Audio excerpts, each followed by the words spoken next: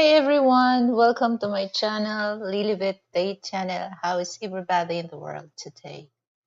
So today is April 18, 2024, 9 a.m. East time, and this is 7 p.m. Central time. How is everybody?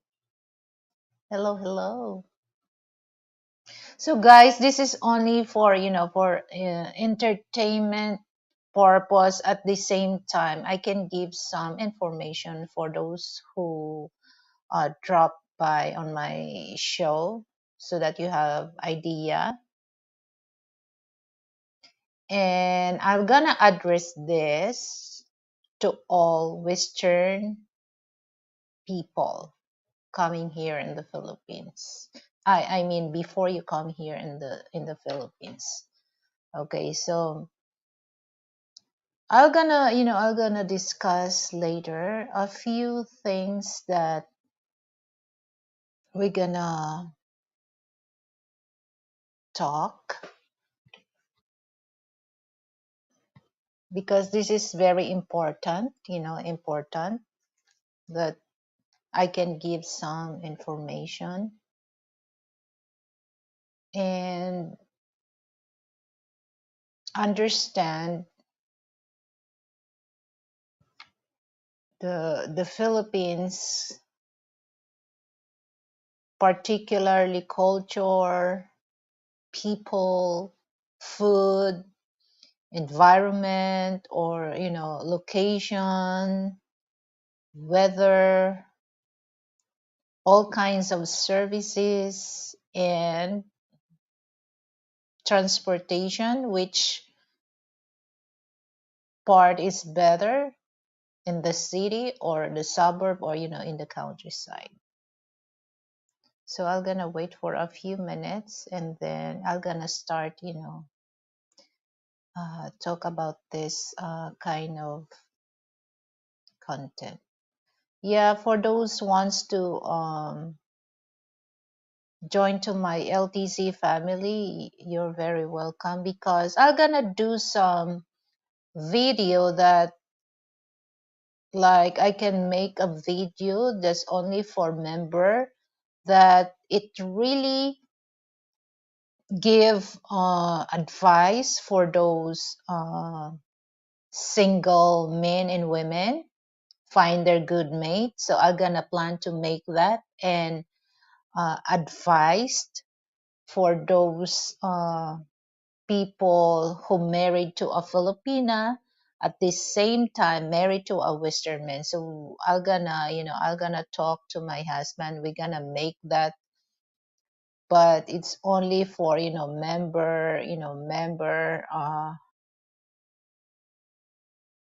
member of my channel that can able to access that. So I'm gonna figure it out that at the same time you can learn and also find a good mate. uh, I can be your matchmaker. Matchmaker.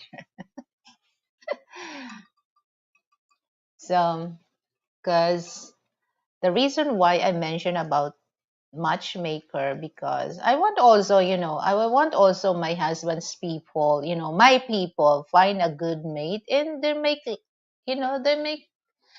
life happier, or their their life will change. Okay, because not all people that had a good relationship, or some majority of they never had a good relationship. So that's the reason why I mentioned that you know I want to be a cupid. Cupid of people, the real cupid, because I want to spare their heart to a good person. Wow. To a good person. Wow.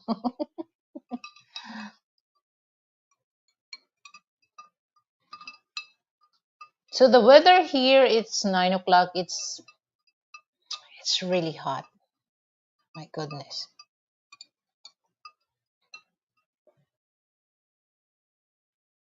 Okay. Replay 7it. Hi, replay 7it. Thank you for coming.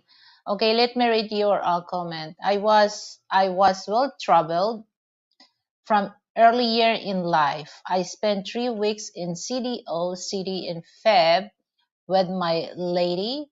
We met on CF, and 6 months later I was there as a foreigners. You have to have realistic expectation. Yes. So that's why I really want to tackle about that. I understand for those been here in the Philippines, because they're not surprised of what's going on in the country Philippines.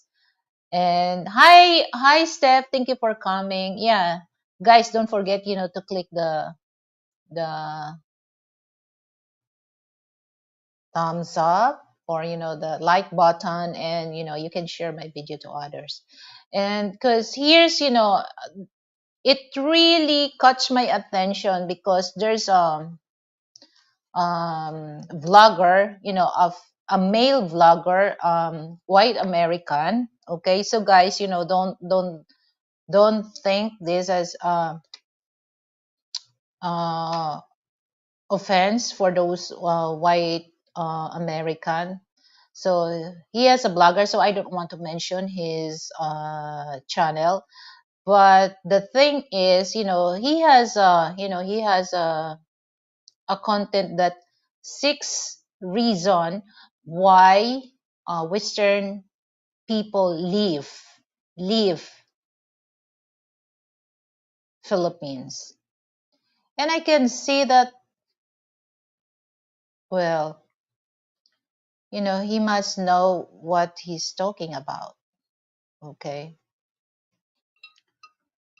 So the weather here, oh my God, guys, it's really hot. So a lot of people, especially the weekend is almost coming. So a lot of people, before the weekend start, they already plan to go to out of town, because especially here in Metro Manila, it's so hot. Traffic. The only day is not traffic is Sunday. I can say that, because from Monday to Saturday, Jesus Christ, you're gonna exhausted on the street. So especially if you have appointment early in the morning, like around 9 o'clock, so you have to leave in your house like 6 o'clock or 6:30. It depends what area you're going. So my advice is you have to get early, and so that you won't stuck on the traffic. Traffic is bad here in Metro Manila.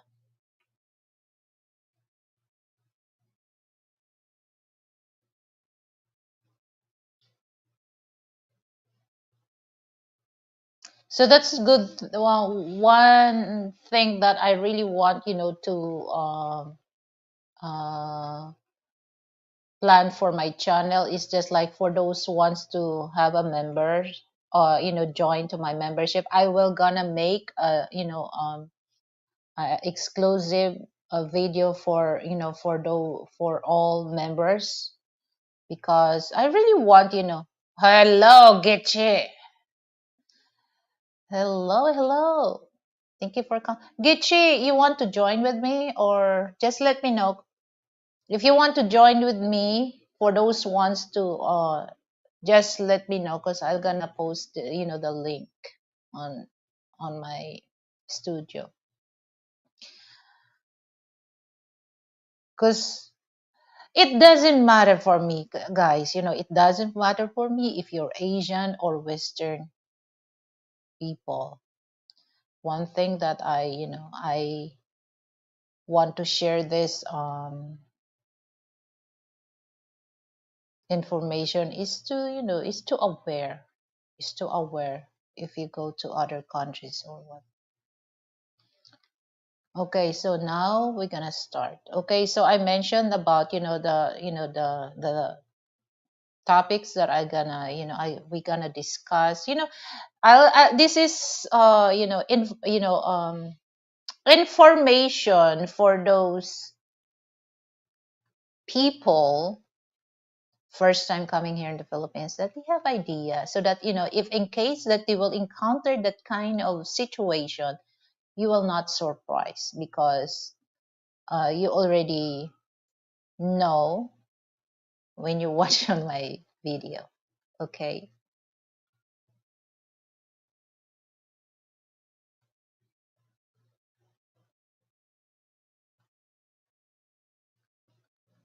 Okay, sure, Gechi.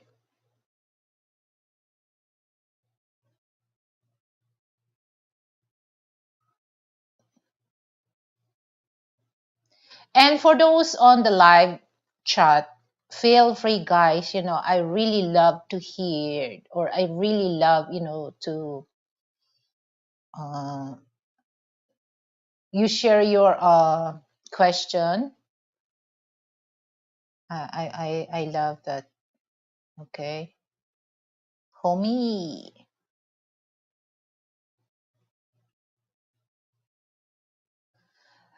Because sometimes, people, sometimes people, they comment about Philippines. It's just like they forgot to use their, their common sense. Sometimes people forgot to use their common sense.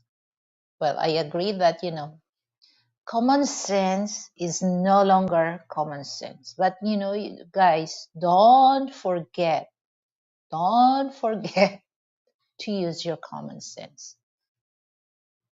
because, uh, that blogger,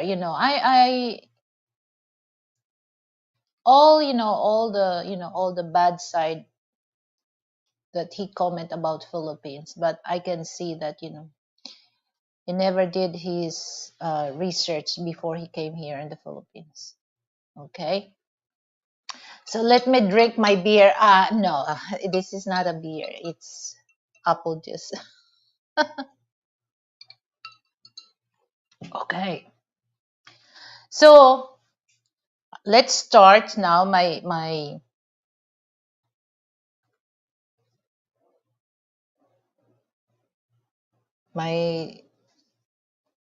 discussion for today, or night or afternoon in your time. So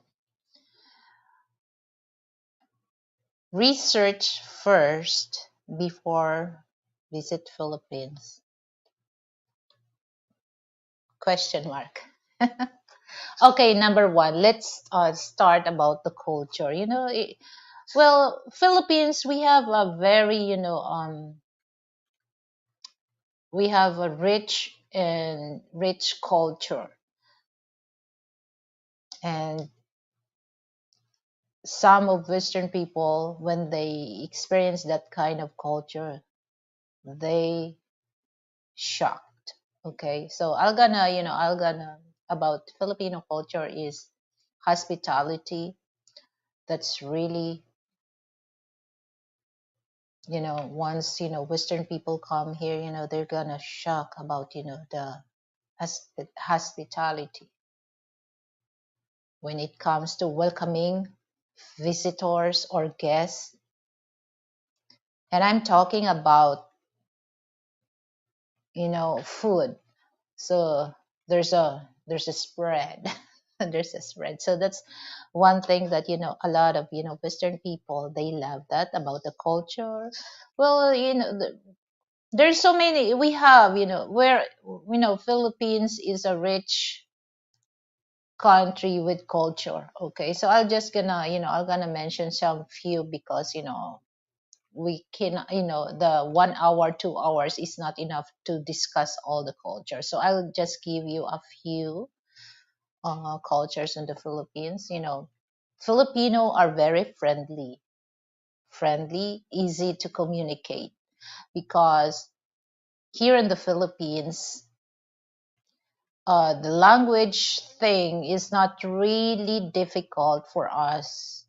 So if you are lost in the countryside, you can still ask help for those locals because in school we learn three language, our mother tongue, the Tagalog language, that's Filipino language, all right, and then American English. So I have to address that because if I gonna say English, that's originate from um, UK or in England. So I'm gonna address American English. So for those Western people, you come here in the Philippines, you will don't hesitate, to ask if you lose your direction or location. Don't hesitate to ask Filipino because they will give you a direction for that. And Filipino can give direction. All Filipinos can speak English, basic English. Can you tell us about more traditional food in your country? Well, all right, okay. So in here's the thing, Steph. Every region we have our own traditional food. Okay, so like Philippines, there's a three region that indicate Luzon, Visayas, and Mindanao. In Luzon, there's so many traditional food, like outside Metro Manila. Pampanga is the Pampanga, that's outside Metro Manila, but still part of Luzon. So that's the culinary capital of the Philippines, Pampanga, because there's so many there's so many food that originate in Pampanga, Filipino food. And Visayas, like, okay, I'm gonna example this, when it comes to cook chicken adobo, every region um we had we have a different way of cooking, but it's still chicken adobo. Okay, so example, in my hometown, our chicken adobo is different than the chicken adobo that they cook here in Metro Manila. Okay, so in my hometown, we use that kind of seeds, anato seeds, that it adds flavor, at the same time it adds color. So the chicken, it looks golden yellow, because we use that anato seeds, but our adobo is not, there's no sauce, it's dry. Okay, the only you can see a little sauce is just the oil that you get from the chicken or the pork. Okay, but it's not fried. So but here in Metro Manila, the way that they cook chicken adobo is different. There's a sauce. So we use soy sauce, okay, and the taste is different, but it's still chicken adobo. But the famous chicken adobo that Western people um like is the recipe from Metro Manila or from Luzon. So we have so many food step like calderita.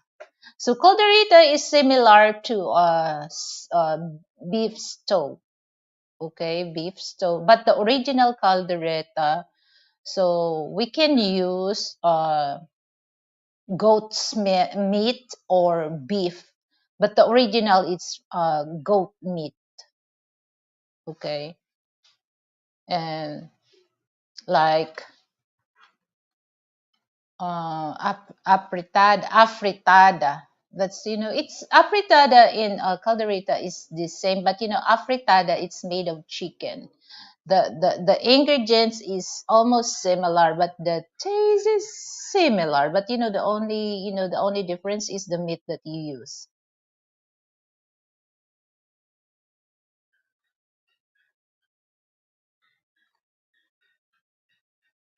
Can you tell us about different types of music there in your country?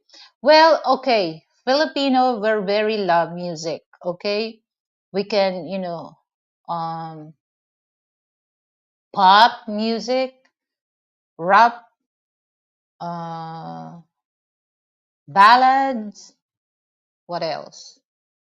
R&B.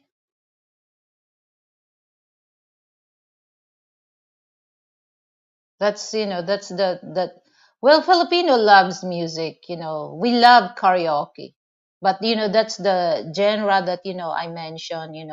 Ballads, pop, R&B, rap. What else?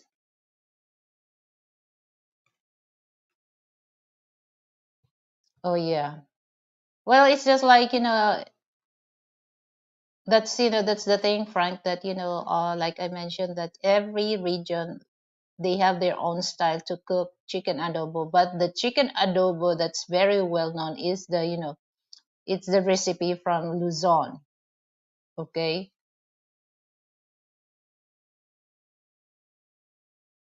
Yeah, we have a good singers here.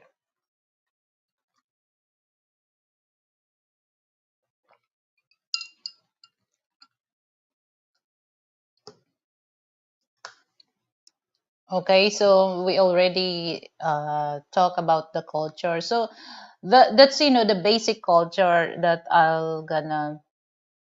Hi Henry, thank you for coming, Henry. So that's the culture that I discussed that basic, because like I said that our time is limit only. Okay, and then people. So you must, for those Western people first time come here in the Philippines, you must aware of yourself that you cannot really trust a person, especially that first time you met. Okay, just put it in your mind that okay, it's not bad to talk, but you don't have to trust the person 100%. Okay, so know the person first, especially if you're first timer here, first timer here in the Philippines. I'm not saying that all my people are nice, are good, but some there are. So everywhere in the world, everywhere in the world. So you have to aware in yourself that don't don't trust the person right away. Okay, observe first. Okay, because that's what one thing that a lot of foreigner forgot, that it's easy, it's easy. I'm not saying all, but some majority are. It's easy for them, to trust. But like I said, that you must be aware of that. Okay, there's nothing wrong to talk with them, but you don't have to trust it right away. Okay, so that you avoid get in trouble or somebody will rob you. Okay, so that's one thing that you have to be aware of that.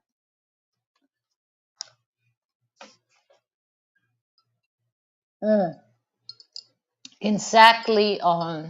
Henry, use the common sense, because if you're not use your common sense, you're gonna fuck up, or you might get in trouble if you're not using your common sense. Okay, so number one, I already mentioned about the culture, just basic, guys, so that you have idea how how to handle that people. Because here's the thing, guys, I don't know for those for those people on the live chat. Okay, there's so many uh Western bloggers that was victim of my people. I'm not saying that all my people are like that. Some, like I said, some, they don't really mind who you are.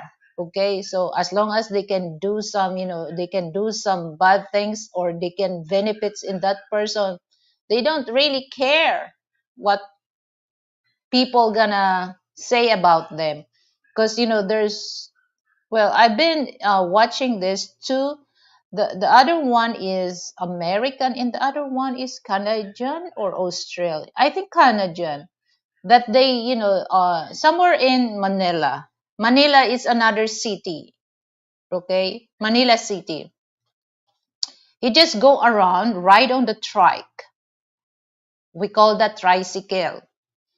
So it's just like from the hotel, he's the, there's a certain area that he wants to go on that, because it's near to his hotel accommodation. So he just want to ride on the trike, to experience how does it feel to, to ride on the trike. So before he ride on the trike, they already talk that how much is the cost, 50 pesos. But actually, actually that's too much on that area, because it's not too far from the hotel that this person stay. So as a foreigner, 50 pesos is, it's that's a dollar. So he agreed that he will ride on the trike, pay the trike driver 50 pesos. But the thing is, when they reach on that on that area that he wants to visit, the trike driver, the Filipino driver, asks 500 pesos. Okay, 500 pesos. So he already argued with the trike driver. No, we already agreed that I have to pay you 50 pesos. Actually, that on that area, the regular, the regular price that you can pay on the trike driver is just like 15 or 10 pesos. Okay, but he's special because there's another thing that if you're gonna take special, just only you can ride on that trike. Okay, the cost is not the same as they have to wait for passenger, because in the trike here in the Philippines, one, just three people can sit on the two on the side, and then one at the back. So three, sometimes it depends what the, and then at the back is two, five. Okay, five. So every person that you're gonna pay is 10, or it depends how far is that, 10 to 15. So if you're special, you have to pay higher than the regular, the regular fare for that trike. So that's when they reach on that area, the trike driver asks 500 pesos, and they said no, 50. And then they have to uh argue with that. And then this foreigner uh go to the security, because that's that's area, there's a lot, that's one thing here, guys, that Here in the Philippines, we have so many guards, security guards, drugstore, banks, malls.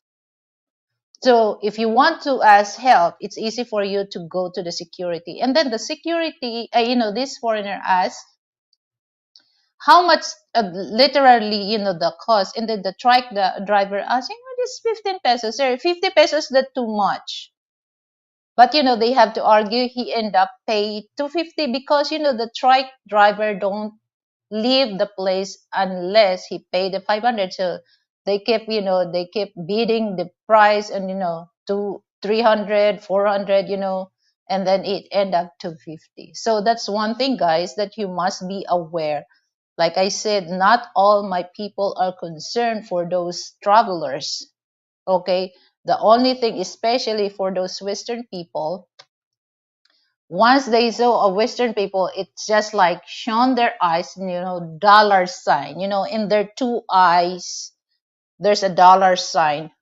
So you must be aware of that. Mm, okay.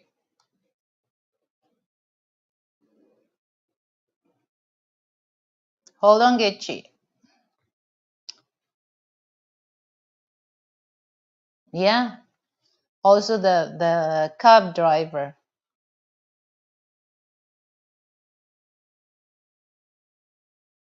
Hello, puts on the flip flops. Thank you for tuning in.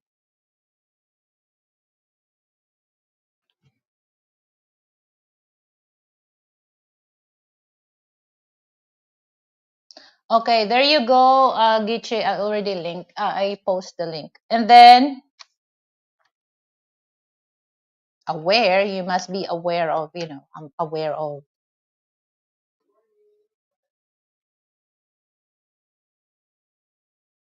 who's there. So we already done about people, and then the third, food.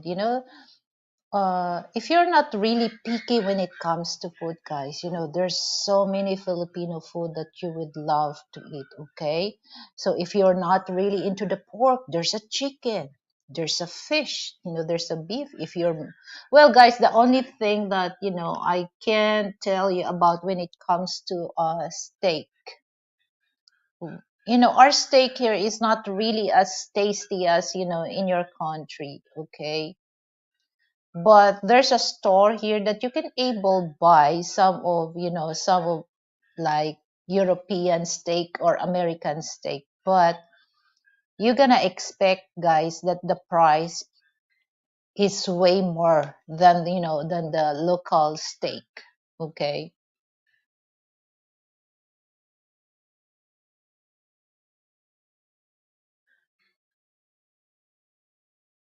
and when it comes to American product, well, I can give you some store that you can go and get some of those, but like I said, the price is way more, okay, than in the States or in Europe.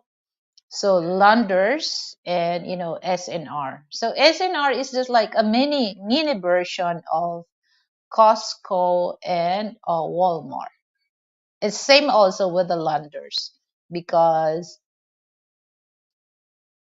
SNRs, you can go there, but you have to um, registered as a member, because if you're not member, well, this they still allow you. No, you're not allowed. You're not allowed. To shop if you're not member of that store. So you have to be member.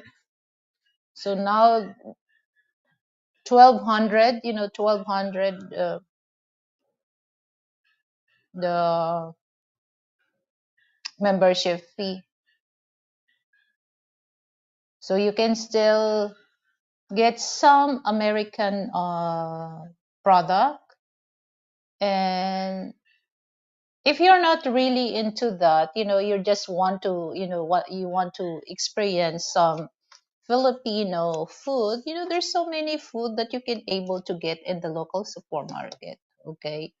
But like I said, that if you're really, if you're not into that, you can go to the store that I mentioned, SNR or Landers, because there's a lot of European and American product. But the price is not as as same as in your price, so might double the price or triple the price. Because imagine, guys, we bought the DiGiorno frozen pizza. So Frank told me that in one box, that's only, how much is that? He said $7, but here the price here, it's more than that, about $14, double the price. Because in one box there's 798 pesos. So you have to divide that into 55. So that's that's the price that you can compare in the States. But again, if you're not picky, when it comes to food, you want to enjoy, the city food, or the countryside food. You can, you can enjoy, you can enjoy. But like I said, that if you're picky, you won't. But for those not, picky, you can enjoy food that uh, people serve. Here is the tip: don't stand under coconut trees. Oh yeah, yeah. That's why, Frank, in the U.S. embassy, before you go to the U.S. embassy gate, outside there's a coconut tree. There's a caution there that you're not allowed to stand there, because you might die, because it, especially that it's near to it's near to the bay. It's so windy, and then there's a coconut. There's a boko and fell on your head. Oh, so yeah, that's right. For those people that goes, especially in the province, near to the beach, don't stand under the coconut tree.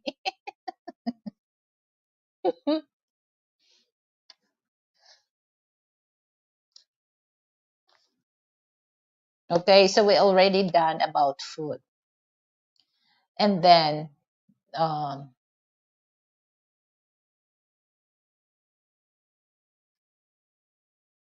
part. Okay, the fourth is in location. Okay. Oh my God, I was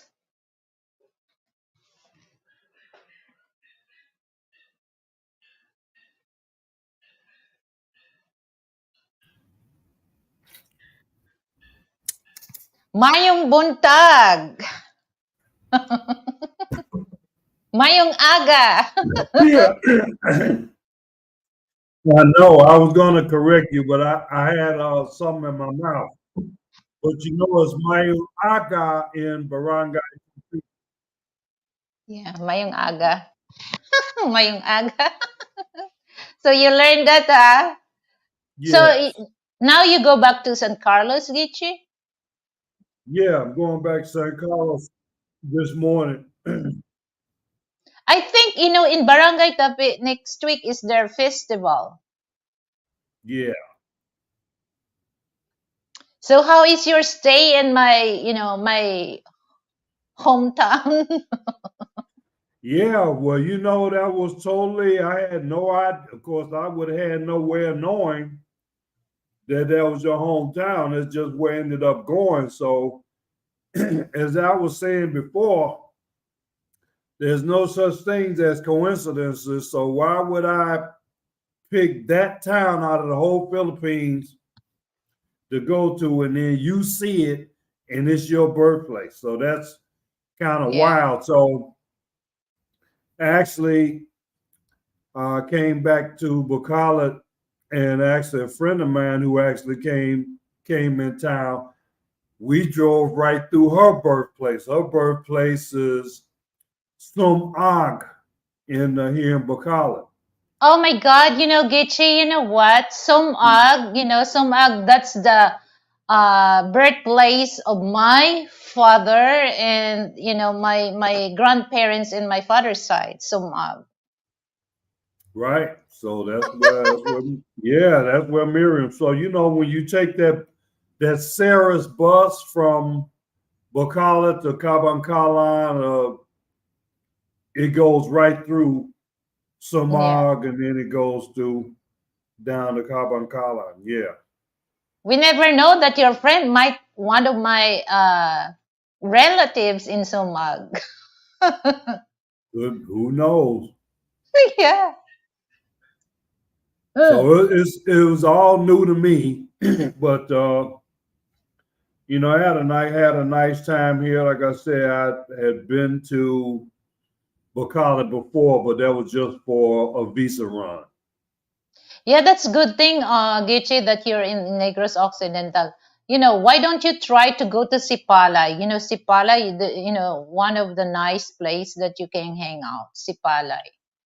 Yeah, I know. We were in that area. That's not too far from. Well, we went to Candoni. Yeah. So there's a resort there, Candoni. Mm-hmm. So we spent the whole day there. So I know Sapalai is in that direction. So they may Yeah. be on a future trip. Okay. But I'm still in Bacalat, still got my view of the lagoon and Capitol building, as they say, the capital of Occidental Negros. That's what they call it here. But it was a lot to do this week. I mean, this is just the perfect week to come to Bacala because they had, I don't know if you saw my channel posters yesterday. I posted like 12 videos yesterday from the Panad San Negros. So that's almost like a county fair. Yeah, And I know that that's Panaa, that's in Fuentevedra. right, but this was actually this is about a 30-minute drive from where I am now in Bacala. So I Yeah. think somebody said it was 19 cities and 13 municipalities, something like that. So each region had a booth. Like San Carlos had its own exhibit. Yeah. Cabancalan, what's this other one? Moises Padilla, uh, Calatrava, Do- Sipalai, Don yeah, Salvador Benedicto. El Salvador Benedicto. Yeah, so I went through all of those. So if you go on my channel, Geechee Line Journey, I did about 12 videos there. I Yeah, went to one. yeah. Yeah, that's why when you do when you do a video on on my birthplace, I just give a tour to Frankis. I told him, this is the area, this is the market, can go that I just give him a tour. Yeah, I yeah. I mean, I just posted another small one today of me walking back to, where I was staying. But I posted probably about 5 or 6 videos in that barangay. So anybody, it gives you a real flavor of these, what you call the province. I mean, the whole Negros is the province, but I mean, that's just like the barangay is more the neighborhood area. And then they have what they call it, the Purok, mhm. and which is like the even smaller area. But Oh, so now I'm that's something I enjoy doing. I started actually doing videos like that even when I arrived in Cebu. So I think I'm glad I had the opportunity to do that. And people, I think some people will find it interesting, even if they have no interest in coming to the Philippines generally. I think it's a nice illustration of how people may live there, showing the markets, showing the way that people dress, you showing the tricycles and all that. Yeah. Okay, let me welcome Gichi, Bad Buddy, Not So Fit. Hello, thank you for coming, Bad Buddy. And also he's Bad saying, body. yeah. Hello, Okay, bad so body. yeah, that's a good thing also that you explore part of Visayas or Negros Occidental. That's that's um good experience that you can hang out different different barangay or different city, and of course local people, how they treated you. Yeah, one thing I want to say, you were just mentioning about the Visayas. Most of my time here has been in Visayas. I haven't been to Luzon at all. I did spend about a month, a little over a month in Davao. But other than that, I've been in the Visayas because I spent a month in Tacloban and I spent a little over a month in Cebu, Mm-hmm. Iloilo, and of course now, the last 4 months or so on us Negros period because this is where I'm staying. But Okay, so go ahead. no, but what I want to say is if somebody, the research that you need to do coming here, it depends on what your intentions are. You here just for a couple of weeks, then and if you have an idea where you're going, the itinerary, you may not have to do a whole lot of research. Now, if you're planning on looking to have this as a retirement destination, a long term, where you're going to be staying 6 months here, 6 months out, or something like that, then you need to do a little more extensive research. Now, as for me, just not giving the whole history of my time here, the first 3 months of my trip here was pretty well scripted. I worked with a travel agent, so every hotel stay basically was booked for the Mm-hmm. first 3 months. I knew I was going to be in Cebu. I knew I was going to be so many days. I knew I was going to Iloilo. Now the San Carlos trip that was kind of me going off script a little bit. I arranged that, but that was partially because I was in the area and it wasn't that hard for me to come from Iloilo, to get that ferry in Bacolod and take it over to San Carlos, where I could, actually see this famous San Carlos, which I've been looking at for the past couple of years on the vlog.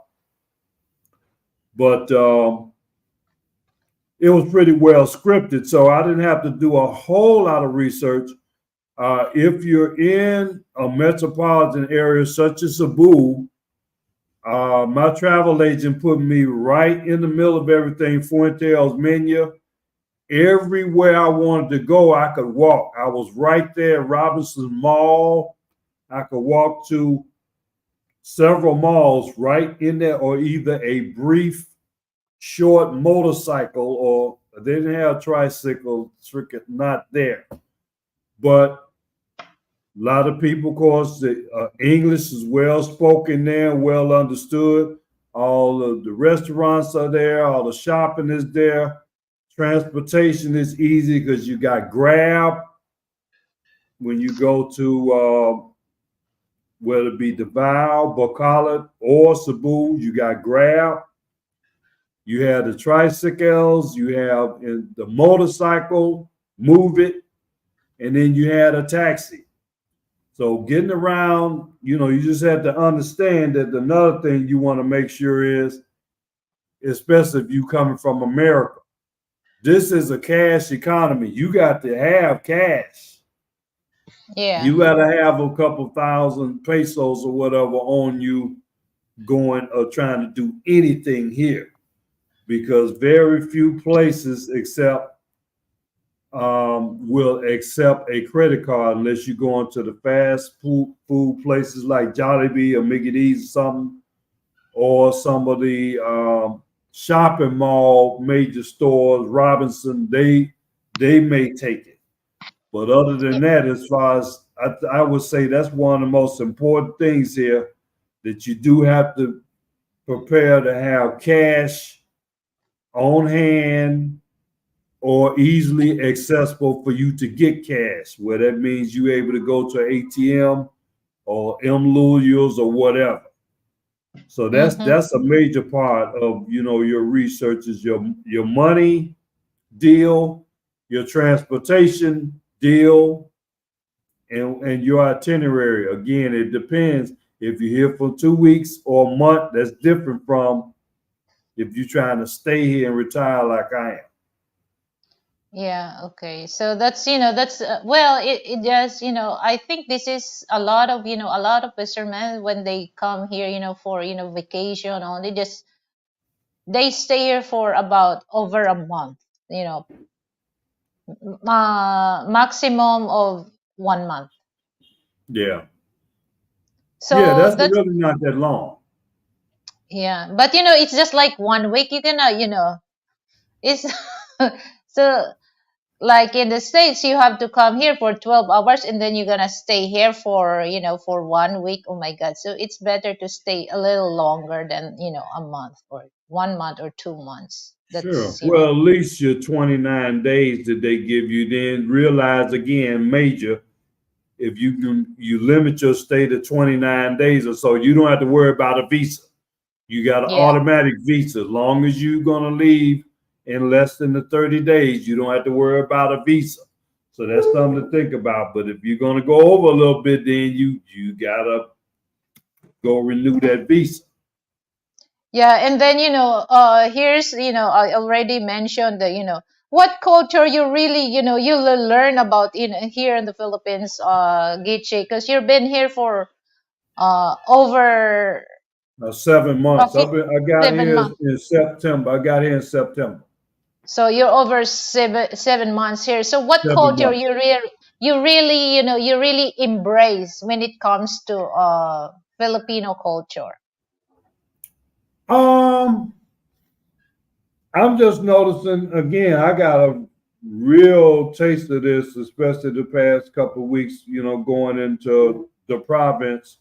Um, the hospitality. I've been showing people, being accepted almost in the family, if you will, and people getting used to seeing me and whatever. So I just find it a very walkable place. Just by anywhere I go, I'm comfortable walking around. Um, Again, the people willing to help. Of course, in my case, I had a little much easier time of it because I was traveling with somebody that knows the language, the local, language Yeah. here, the Alongo. So a lot of stuff I didn't even have to navigate, but some of the stuff in general, I know that I picked up just from being here as long as I have been. Yeah, that's good thing that if you're gonna go to other, other out, especially outside Metro Manila, there's a person that navigate. Because Yeah, like I said, when I was in Cebu, and when I was in Cebu or Davao, it wasn't that much of an issue because most of the places that I were, their merch, they're kind of, you said something earlier, like when they see you in a foreigner, they see dollar signs. yeah. Well, because if they want to be in line to get with them dollar signs, they better know some English. Mm-hmm. Yeah. So okay, Frank asked you, Getche, do you have ACR card? Yeah, you Did, got to get it. When I was in Tacloban, oh, that's good. when I renewed my visa in Tacloban, which was in November, I had been here 60 days when I was in Tacloban. So I renewed my visa there for 60 days, and they automatically make you pay for the ACR card. Matter of fact, here's the ACR card right here. There it is. Okay, okay. There it is right there. So They okay. automatically, you got to get it. There's no choice. Mm-hmm. And I think it's good for a year, this ACR card. It's good. Let me see.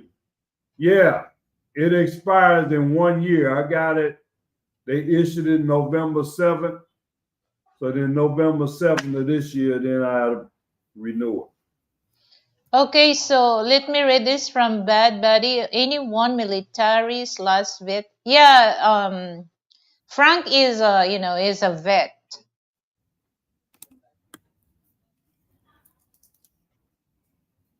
it. Yeah. ACR card, okay, from Frank. ACR card is needed to open a bank account. Yeah. Well, I didn't need it. I didn't need it because I opened my account before I left Chicago. Okay. So okay, here's the thing, guys, that I'm gonna discuss about location. If you come here in the Philippines for vacation or for retiree, you must know the location. Okay, if you're gonna stay in Metro Manila or outside Metro Manila, you have to the place, because there's a like I mentioned, there's a vlogger that he complain, he wants to complain because he stay in the countryside. What can you expect in the countryside? Okay, people, they grown chicken, they grown pigs, cows. Oh yeah. So it's so noisy, especially chicken gitche. You will experience Oh, that. I didn't even mention that. You're gonna look at a video. I did a video of them slaughtering the chicken Oh yeah. and preparing for. They have something called uh Papisik. papisic, right? So they Yeah. did do the papisic chicken. So I actually tried that, but I saw them actually slaughter the chicken and he prepared the papisic. So you'll see that video. We did that right in house where I was staying. Yeah. So that's one thing that he complained about, that it's so noisy. So it's just like, okay, if you don't want to hear that kind of noise, there's so many places here in Metro Manila that it's very quiet. Yeah. It's very quiet, but unless he's a cheap person. He's a cheap person. So, and then he tried to tell us that he will go to barangay and complain about the chicken noise. Oh my god, Who is this? I don't want to mention that. uh No, I'm just saying, why would I mean, even where I'm staying in San Carlos, they got the roosters and the dogs right there. I mean, in the morning. Actually, it was quieter in when I was in Top but I guess it depends on what other buildings you're next to. But yeah. that doesn't even bother me now. I mean, I'm used to that, you So it's know. just like, he complained because it's so noisy. So it's just like, okay, that's why I mentioned the location. So if you don't really want to hear that, don't go to the countryside and get the some apartment, because you will expect that morning, afternoon, in evening, you will hear a lot of noise, barking of a dog, the Yeah. chicken, cows, or, all the crickets. Hmm. So it's just like, okay, he forgot to use his common sense, that, what can you expect? What can you expect living in the countryside? You cannot, you cannot avoid that. And especially people, they grown chicken because it's part of their source of income. It's Yeah, and part they of eat their, it. yeah. So it's just like, that's crazy. That's crazy when I watch his video because, he's planning to go to barangay and complain about the noise. And, here's the thing, Gucci, that I'm not saying that, Western people coming here, if there's wrong where they stay, they, um, accommodating, to listen what the complaint they want to complain in the barangay. Okay, they will accommodate you, but it's according what complaint you have. But it's just like, when I saw that, he stay in the countryside, he complained about the noise of the chicken. Oh my god, that's crazy. That's crazy that, he I don't know if the barangay captain will accommodate him, to because you cannot do that, in the province unless in the city. Hmm. So it really don't bother you the noise, where you stay, or when you go to other barangay. No, I mean it has. I haven't experienced that, and I've been in several different places. Like I say, I was in. I was in the hood when I was in Tacloban and Davao, and then I went to definitely went in the hood when I was in Cebu. Okay. So let me read this from Henry. I grow up in a farm. Okay, yeah. If you grown in the farm, you don't really bother. The noise of the animals that you hear. Hey, I'm in the Gulfport, Mississippi, and live in Tyler Town. Oh, Frank, that place where Henry live. I don't know where's the place of Frank's mother. I forgot. What is the place of your birthplace of your mom, Frank? So how about the weather? Because okay, automatically when you Western people or other countries in Southeast Asia, they complain about the weather here. It's so hot. Oh my God, what can you expect the tropical country? So when you can, okay, Giche, I have to ask you personally, okay, when you reach the soil of Philippines, how do you feel about the weather? Uh, it wasn't anything really to get used to. Already, I didn't even have to research that. I mean, I was told that it was going to be 80 degrees every day. So I just have to deal with whatever. If it's humid, where I am, it rarely ever rains. Uh, Mm, if you want to walk, say you kind of want to do your walking early morning, late afternoon, middle of the day, you kind of want to be somewhere where there's some aircon. Um, it's no use of complaining about it. You just when those thoughts come on your mind, oh, it's hot. I said, I might well stop saying that. I mean, even the Filipinos may even say that it's too hot. But I mean, yeah. it is what it is. I chose to be here. This is it. I just have to deal with it. So it's not a big deal. Okay. So you've been here for almost for 7 months. You Yeah. already adjust, the weather. Oh, you got to realize too, if you go to Chicago in the summer, it's average 70, a whole lot of 75, 80 degrees in Chicago. No, it's really hot, you know. Yeah, no, yeah. It's hotter than you think it is some days in Chicago. Okay. So it's not really, it's not really bother you when you arrive. No, and then it says no use if it bothering me or not. All I know is I don't need no winter coat, winter jacket, long johns. I can leave all that stuff. Mostly what you're gonna see here. I do a lot of t-shirts and shorts.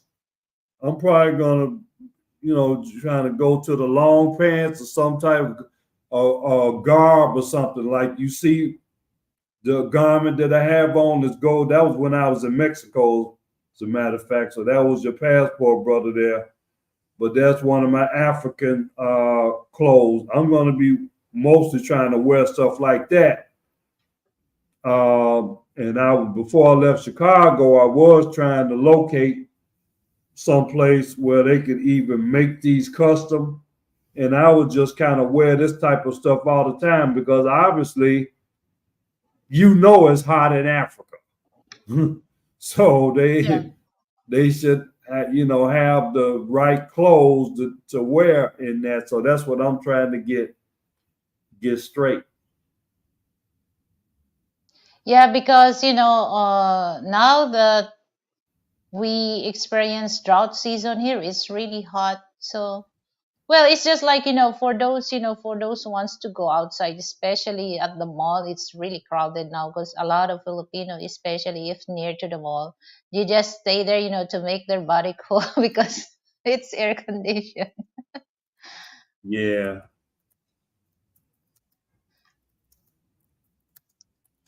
Okay, so Henry, okay, yeah. The only thing, I when it comes here, Western people coming here, you don't really have to, just only, t-shirt, shorts, or yoga pants, or jogging pants, or blue jeans. You don't have to wear unless if you're gonna attend some events, cocktail events. You can wear barong or suit. The heat is why I live on the lake. Okay. you lived on the lake. What? What? South Shore? Yeah, South Shore. Yeah, I mean that's kind of area I'm in. I'm in Calumet Heights, but it's not. I mean, it's not on the lake, but I mean it's. I get on the bike. I'm on the lake within less than 10 minutes. Speaking of sunblock, I cannot really stand, the sticky thing on my face. Oh my God, I can't stand with that. Yeah, I don't use it. I told you. I put in the comment that I brought a lot of sun. That was one thing that was beating in my head. Bring sunblock, bring sunblock. Shit, I brought that stuff. I gave most of it away. I gave probably half of that stuff to Marion because I don't like that chemical. Putting that chemical on me. I don't like that. And then it's white, so it don't blend in well with my brown skin. So I don't even deal with this. So most of the sunblock I brought, I gave most of it away. Yeah. Well, here, our air condition is, 24/7 is No, on. I ain't doing that. I don't run it 24 hours. I I don't mean, know, because it's just me. I mean, if I had a small child in the house, I think that's what um, somebody said they might have done. They have like a 3, 4 year old child in the house. Maybe they want to run that. But me, I'm not running that no AC all day.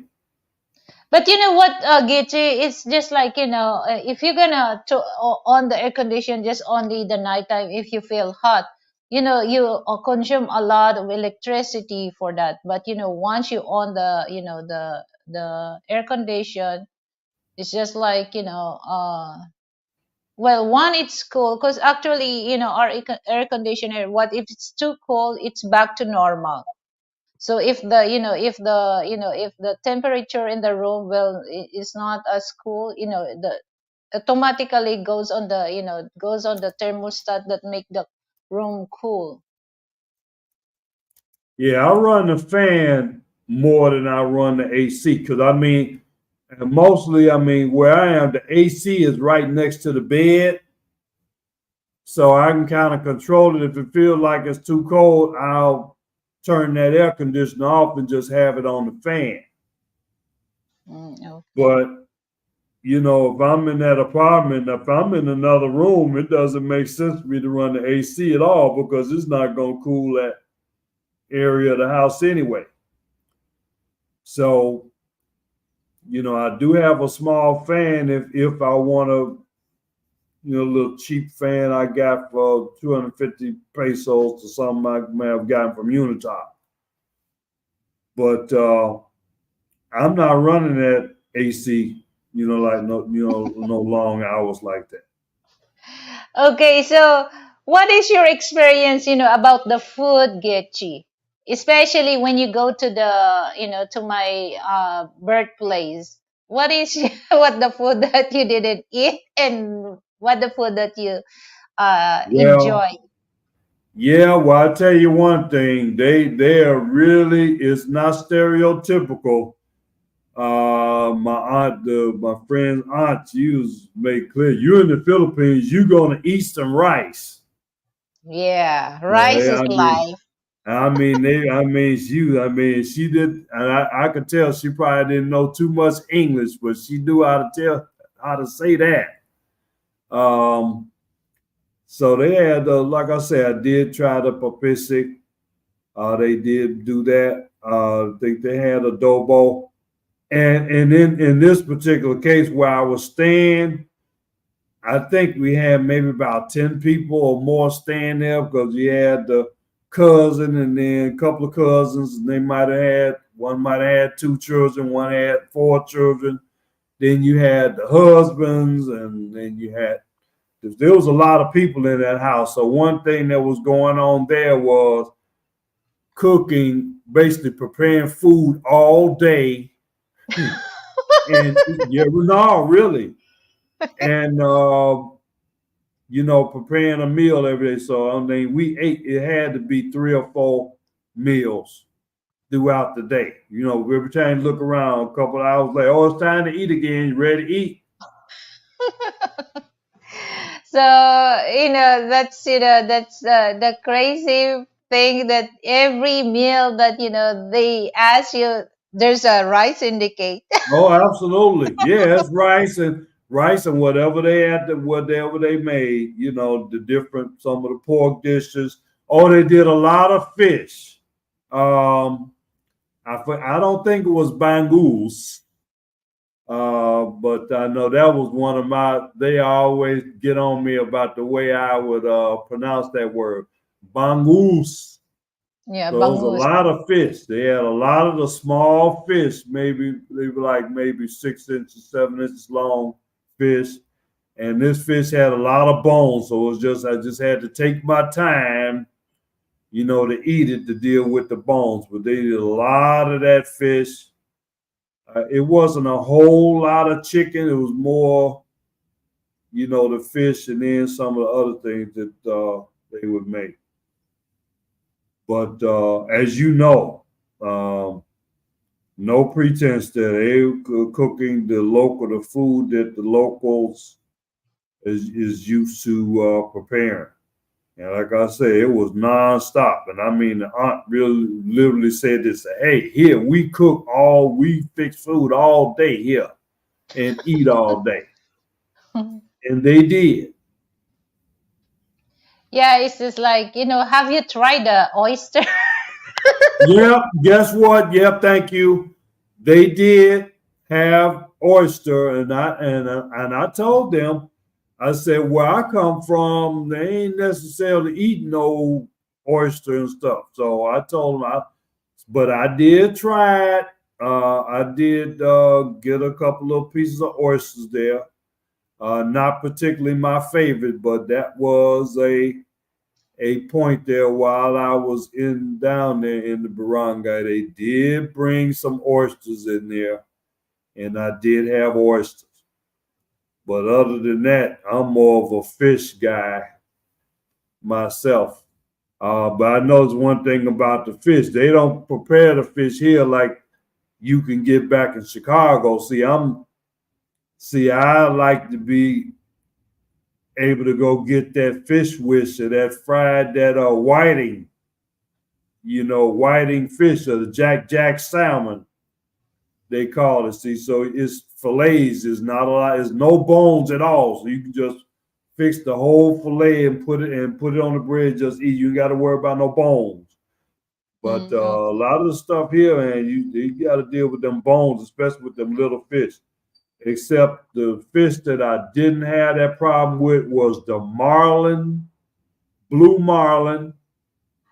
I think the garfish and salmon, and I guess bangus, which they call milkfish. But again, it depends. Yeah. So, that's, the bangos, you have to be careful to eat that because there's a lot of, a lot of bones, especially on the Yeah, tail part. I know. Um, I listen. I know. That's why I said that's probably the fish that I've eaten the most of since I've been here. Is that? So believe me, you know I can't wolf the fish down like I can in Chicago with the H&G of the whiting, Jack salmon. I like to be. That's one thing I'm gonna be looking forward to when I go back to Chicago. I got to get some Jack salmon fish so I can wolf some fish down and not have to worry about no bones. But I yeah. like the fish; it's tasty. But I mean, I don't need to be choking on no bones here. Yeah. So when I bought bangos, just only me eat because, Frank doesn't like that because, there's a lot of So many bones. bones. Yeah, you probably you don't want to deal with that bone. No, I understand.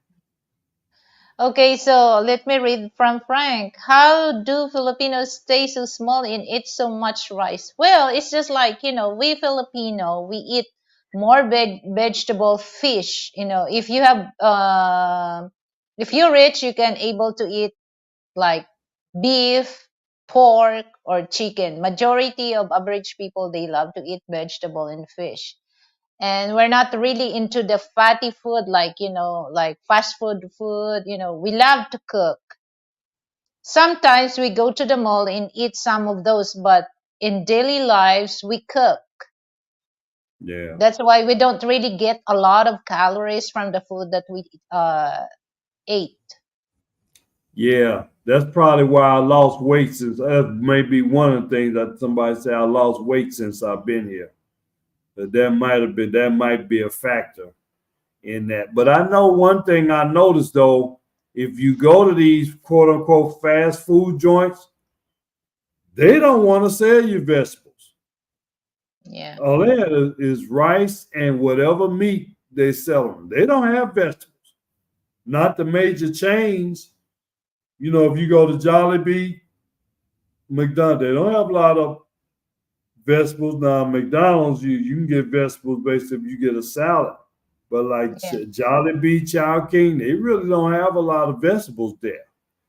There's a Yeah. couple of other chains, like I said, I've been to this place called Andox Chicken, Yeah. Andox, Andok. Now they had a nice chop suey that I had when I was in Tacloban. So I knew Yeah. about that. Yeah, the their chicken, their roast chicken is good. Yeah, Ingersoll. Yeah. Yeah, I'm not big on rice. You asked me what type of rice. I really do not eat white rice. I just been tolerating it basically here because basically, that's all everybody has. But when I have my household established and I got my rice in my house, I mean I'm doing brown. I'm doing brown maybe red, maybe black. I don't too much mess with that white, but Yeah, because I tolerate it. the sugar, it's really high in the white rice than Yeah, than that's why I try to tell people who are even cooking for me. They want to load the rice on the plate. I say, hold off, make it. You can lighten. Don't give me a whole lot of rice. If I'm having you, especially when I had Gail cooking for me in St. Carlos, I emphasize the chicken is cool, and the main thing is vegetables. yeah, Overall, vegetables, vegetables, vegetables. Don't you know, not a whole lot of rice, but a really heavy emphasis on vegetables. The canned corn and there's a vegetable soup here that you have the different squash and okra in. I forgot the name of it now. I want to say oil, something like that. You may know what how the proper name of it is, but it's a vegetable soup that they have the melon in and okra. pinakbet. Yeah. That's No, that's not pinakbet. what it's called. This is a soup. This is like a soup. Laswa. Yeah. Something like that.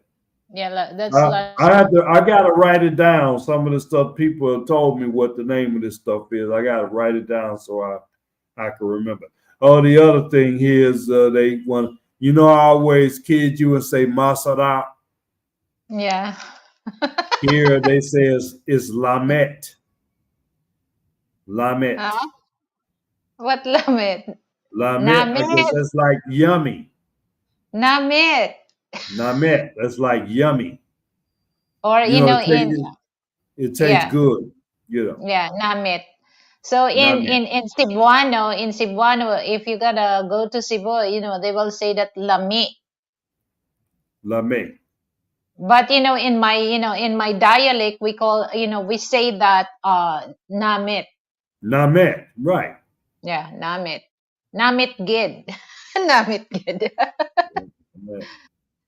Okay, Frank, potato also has a lot of starch. Not only the rice, but Yeah, potato I has a stay lot away of from starch. that. Yeah, that's another thing I forgot to say. I do kind of avoid white potatoes. I will try to eat sweet potatoes. And the equivalent of that here is I forgot the name of it. It's not a. It'll come to me, but it's like a potato here. You probably know what the name of it is, but it's like camotes. Yeah, kamote. Camotes. Yeah.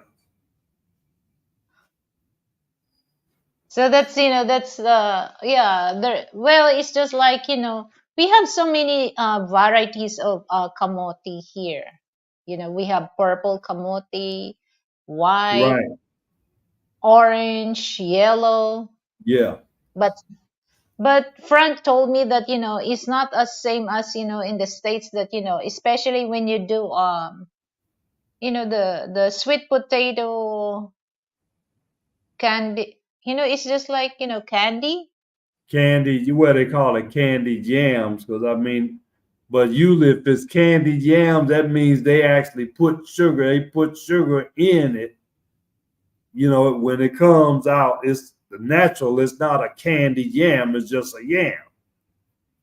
Candy yam is you putting it in some sauce and actually making a sweet sauce to go with it.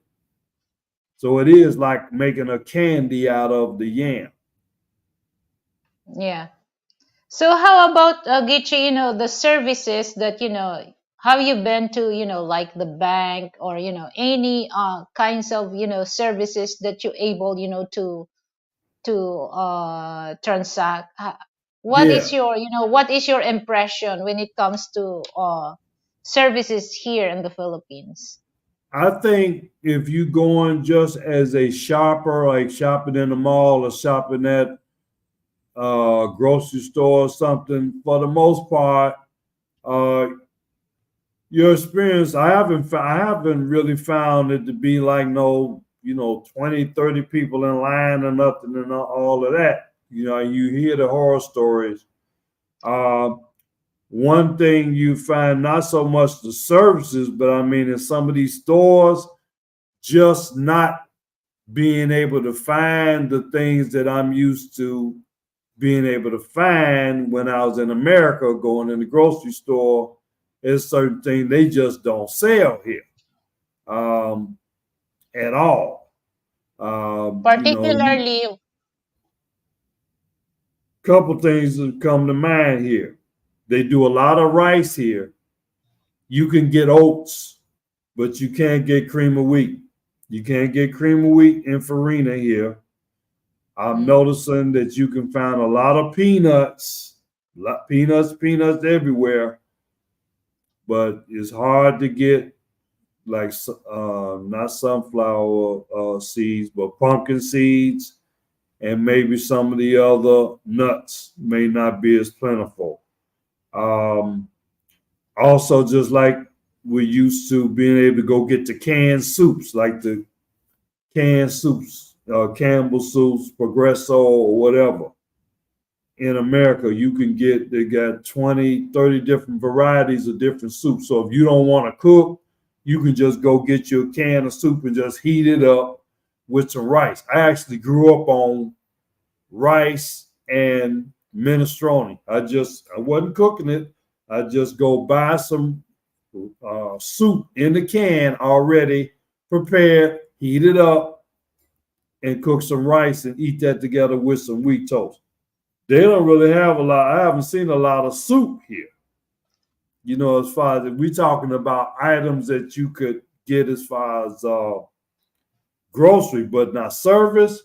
Again, I opened up my bank account before I left Chicago. Um, I found it very easy to go to the ATM and get money out. I lost my card, just before I came to Bacala last time.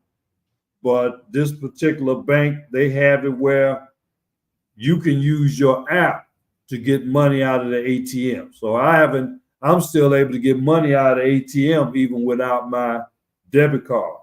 So by the time I get back to St. Carlos, man, hopefully the doggone card is there. But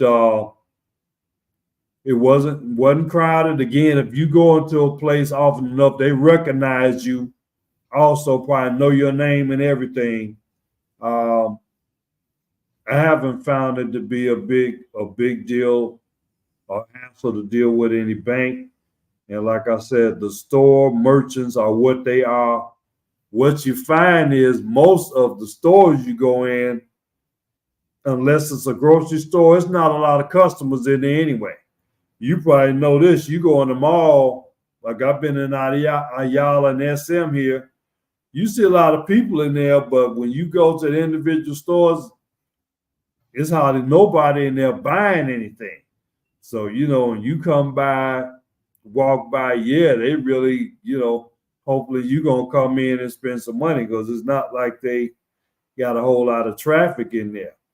So I think yeah, for that, in the case of that, yeah, your service is going to be better. They're going to pay better attention to you because they're trying to impress you versus you going right down to the next kiosk. Because I experienced that. I actually ended up buying something, and I said, well, if I don't hear what I want to hear, if I don't feel like it's the best deal, I'm not gonna jump on it. So I say, hey, you know what? Let me go check some other people out. I'm saying this myself. Let me go check some other people out and see if it was a better deal. And if I find that, your deal is the best and it's something I want to have, okay. I did my research. I checked out several other merchants. Your deal that you presented is the best. So I took you up on your deal.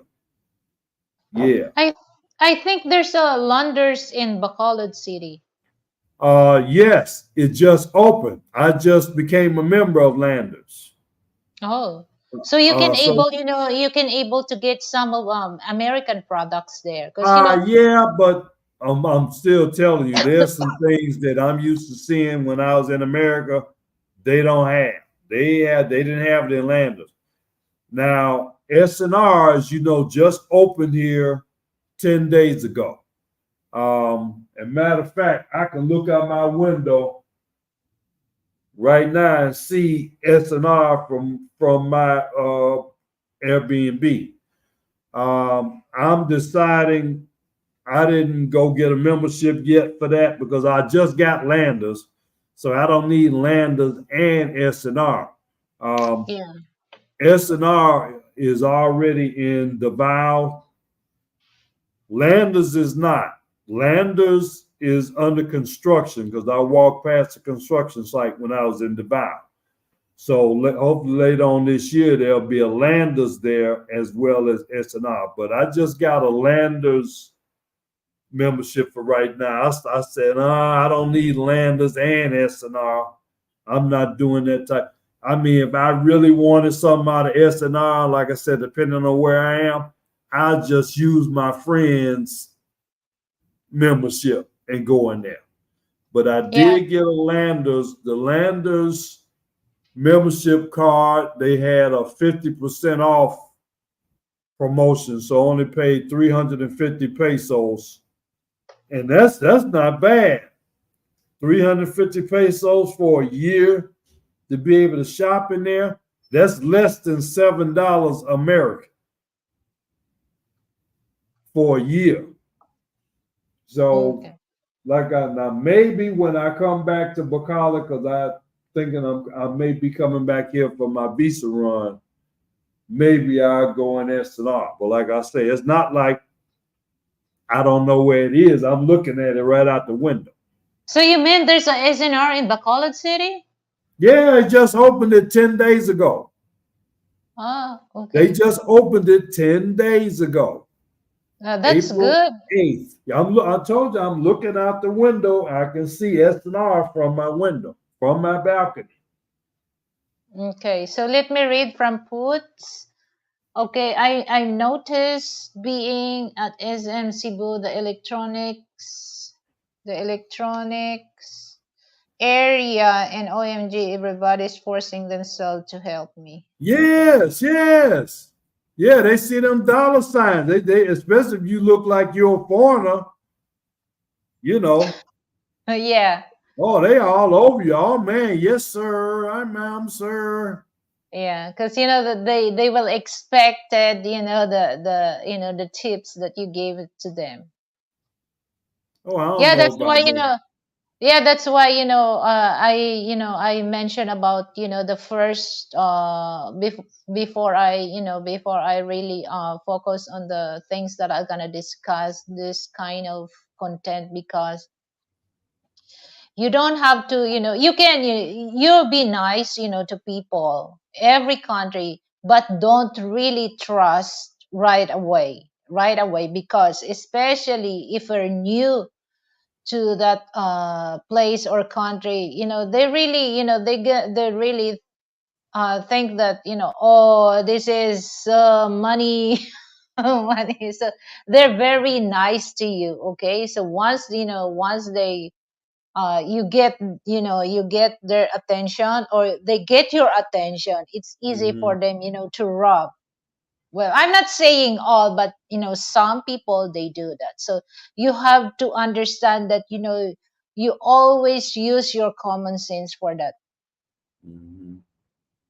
Well, that's, when it comes to shopping here, even though here in Metro Manila, I don't really like the way my people doing, because especially when you do on the payment area, so they know there's another person that waiting for you to finish, and then they don't have common sense to remove their card, because Mm-hmm. for them it's your Yeah. responsibility to remove their card for them. So I was so upset about that, because it's just like, oh, they have no common sense. They have common sense, you have to remind them that, please, can you remove your card because it's my turn. So Yeah. they have no sense about that. And then when it comes to like eating in the restaurant or fast food chain, some people, they just, they don't they don't fix their, their plates, put it in, in the area that where they, plates are sitting there. It's just like, they just leave the table. It's so nasty. So they don't have common sense for that, because, in their mind, okay, there's a people that, fix for that. So why should I fix that? That's, I really, I really don't like that, my people do when it comes to go to the mall, or, go to the supermarket. And that sad part that when you remind them, they're the one who gonna stare at you that has attitude. Because it's a big mistake.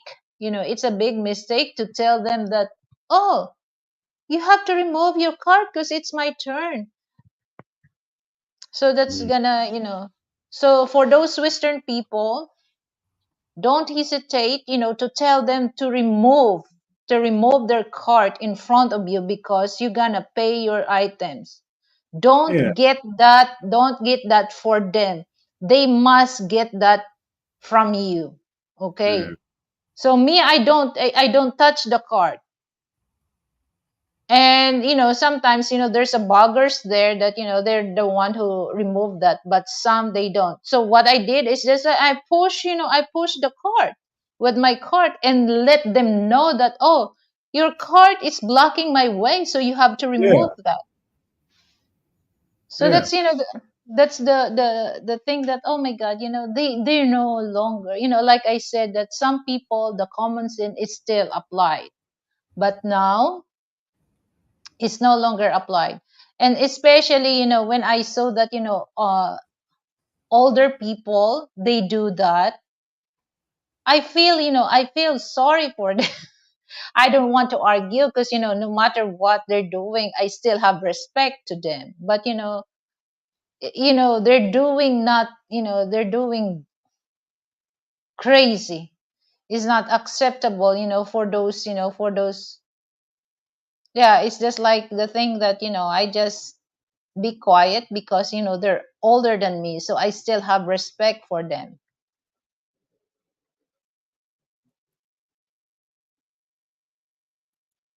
Yeah, I agree, Frank. Moving the cart to moving your cart is just being respect to the next person. Yeah, but they don't do that here. You experience that, Frank, with me when we do grocery. That's why I tell you, look at that. We gonna we just me and Frank will tell. Guess, Frank, what do you think of that? Are they gonna remove the cart, or they just stay the cart? Well, we do right. It's just like, I don't give a shit. I'm already done my turn, so I don't care if somebody's there in my back. That's the uh part of my people that I don't really tolerate. I don't really tolerate. So that's the good thing, Gichi, that there's a Landers there if you need, or yeah, SNR, if you yeah. need American Landers, product, it's easy yeah, for you to go Landers there. just opened, and SNR. Landers and SNR just opened 10 days ago. That's great. So how about when it comes to transportation, Gichi? You have a hard time to deal, especially No, taxi. no. Taxi is very easy, and then well, I guess it depends on where you are. I've taken taxis in Davao, Bacala, very easy, and especially where I'm located, I can get just about anywhere I want to go in Bacala for less than, well, even some cases less than 100 pesos. That's with a taxi. Okay, Um, so so where I am, you got plenty of taxis. You have plenty. You got tricycles. They're available usually, and they also have the jeepney, and they also have the air conditioned buses. And you're only talking about 15 pesos ride per person to get on the bus. And then the tricycle is going to be even, less than that. And if you're not going very far away, that's very, very affordable. So, I mean, I like it just like the other day. If it's real hot out, that 80-degree weather out there and it's midday, you don't want to do all that walking. Get your quick tricycle, jeepney. In some cases, get the bus. And as long as it's good to stay in the place long enough where you recognize that will be part of your research too. It's like when I first came to Cebu, came to Bacolod, being aware of the jeepneys, where do the jeepneys go? What jeepney do you need to get to SNR or SM? Or if you want to go to the bus terminal. Okay, there's a question, Gitchi. Frank asked, "Do you ride motorcycle, No, Gitchi? no. Why? I've Why not?" ridden. I've been ridden by one. When I was in Cebu, they have a motorcycle taxi service called Move It. Mm. So I've been on a motorcycle as a passenger, but do I own one? Not now. Now, I was discussing with someone last week that I probably don't want to get a car, but I would possibly maybe get a motorcycle or either a trike, for my local transportation. Yeah, because So, if you have motorcycle, it's easy for you, to go anywhere. You don't well, have. yeah, well, depending on where you are, you have to have a motorcycle.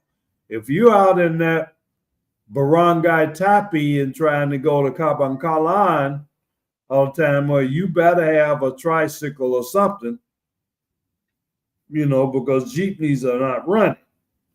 Yeah. Now, if you're fortunate enough, well, depending on where you're situated now, and if you want to live simply, you can, and I know this firsthand, you can settle in a place where you can walk wherever you need to go. You can walk to the grocery.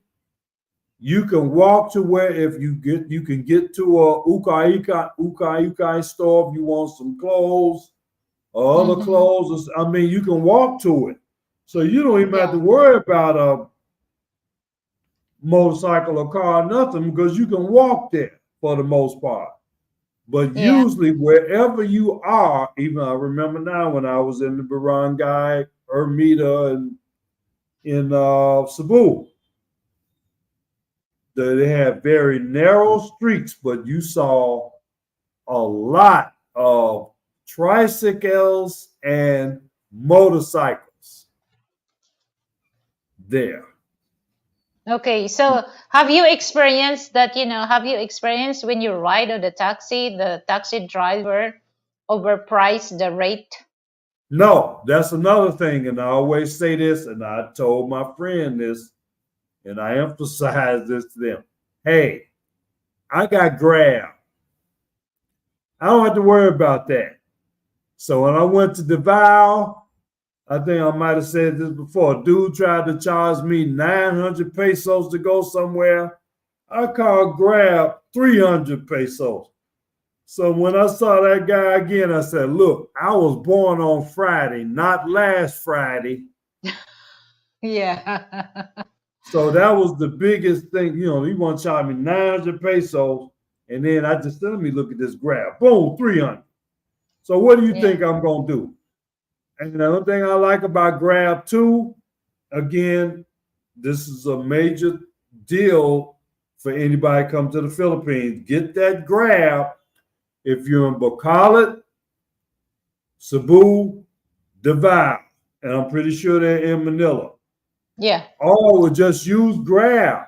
Use Grab and attach your credit card to it. That's another thing I like. And you got to worry about carrying no cash. And then a couple times this happened to me. Sometimes I travel with people that's kind of want to put me on the edge of danger.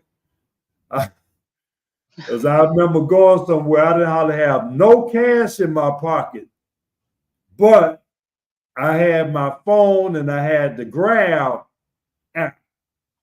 So I was able to get a Grab to go, so I didn't have to worry about no money in my pocket. I had the Grab. So that's a good thing about having the Grab. Yeah, but here, the taxi that kind of, the overpriced, we always They experience can't, it. but you can't overprice shit if you're not using them. Well, guess what I just got through saying? You don't have to worry about that if you use Grab. Yeah. Now, here in Bacala, from where I'm situated, because I'm right here at the Capitol, right here at the lagoon. It's Okay. because of where I'm located. It's less. It's 100 pesos or less for me to get to SNR, SM, Ayala's right. I can throw a rock at Ayala. I walk the Landers, but if I want to take a taxi, less than 100 pesos. The bus station, when I'm getting ready to go back to St. Carlos in a couple of hours, 100 pesos. But I It's mean, not but too it, far. but you just get a Grab. Get a Mm. Grab. You ain't got to worry about nobody overcharging you. And then at least, because if you use Grab enough, say you can't use a Grab, you have the experience to where somebody tries to quote you a price, you can say, hey, no, I can get a Grab for X. So then they can't argue with you about what they're going to charge you. The other alternative is at least they should be using a meter. But Yeah. after you taking a particular route more than one time, you already know what the fare is. Yeah. They can't Well, tell you. because yeah, it happens that, me and Frank, we went to Makati, and then we met some of the subscribers on my channel. And then from here going to Makati, it's just like, if it's not traffic itchy, it's just like about, 150 to 200 pesos. Okay. So when that time we're already done, for lunch date, it's me and Frank ready to back home. It's so hard, to get taxi. And then there's a taxi that, they always ask, 1,000 pesos, because they think Frank is a foreigner. So when they ask 1,000 pesos, Jesus Christ, and then what? How? Why it's 1,000? Because I told them that there's only 200. Actually, if it's not, because if it's not traffic, 30 minutes, I'm already there in Makati Yeah. City. Yeah. Because they Somebody say they. tried. Yeah, I was going to say somebody tried to give me the horror story about talking about 1,000 pesos to go to the damn airport, but call it. No, it ain't. I found that, well, what one thing and again, if you don't know, they get you. I didn't get a taxi. I ended up kind of got railroaded, if you will. I took a tricycle to the airport, but that was 600. That was 600 pesos. But that was crazy. Once I found, I should have just used again. Use the Grab. Use the Grab. You got to Grab. Use the Grab. 100% of the time. Grab is only 350, 400 pesos to get here. But Yeah, again, once you use, just like you was able to tell them, they couldn't tell you no 1,000 pesos and you yeah. already have made the trip and it's Hmm. 200. They can't Yeah. argue with that. And then Yeah. what you do is, you just walk away. Say, well, you want to charge 1,000? You got nice day. Have a nice day, sir, and just keep on walking and wait for the next one. Yeah, it's just like it happened to me also that, from here going to SM Bicotan is not far, okay. So in that area, in the supermarket area, there's a lot of taxi drivers, that,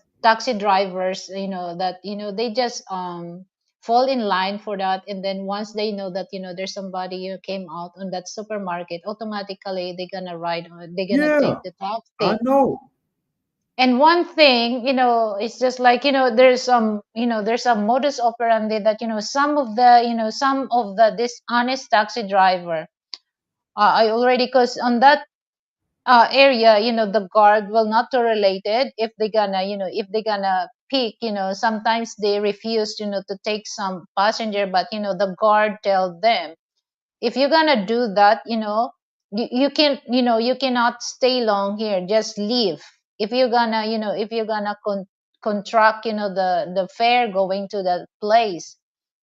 So there's a taxi driver that I asked, it doesn't matter for me how long or traffic or what, just, just on your meter, and I will pay how much is the cost of the, the fare of that. And then one, so when I ride on the taxi, and then he changed his mind, Gichi, and then he said that, 300. And then I told him, we already agreed that, you have to own your price. It doesn't matter for me how much. Okay. Just on your, on your meter. And then, he stopped. And then I told him, return, bring me back to, bring me back to the, to the entrance,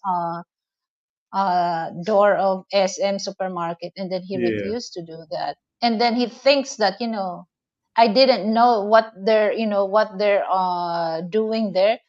And then I told him, no, Kuya, you're doing wrong. You think I have no idea about what you're going here. And then, because I'm going to report that taxi driver to the guard, and he will ban for that because of the what he did. Mhm. And then, he changed his mind, because he can feel that, oh, I know some of their operation there. Uh-huh. So then he changed his mind, and then, he said that, oh, I'm sorry, mom, it's not my intention to do that. No, just bring me back there. He refused, because, I'm gonna report. So, and then he said, he asked me, apologies for that. But I told him, you know what, Kuya, don't do that, because I understand, you work this, to make money, but don't do that to me, because I'm the type of person that, every taxi driver, they're very happy when, when they get, the payment, because I give them tip, Yeah. especially if they're nice to me, and then they will not expect that, that's big tip that I give to them. So he was, so all the way coming here home, and all the things that he always tells me, I'm sorry, mom, and sorry, mom, especially, and I give him, a tip. He never expect that I give, but I told him, next time, Kuya, don't do that, because it's not good for your, for all the taxi drivers reputation.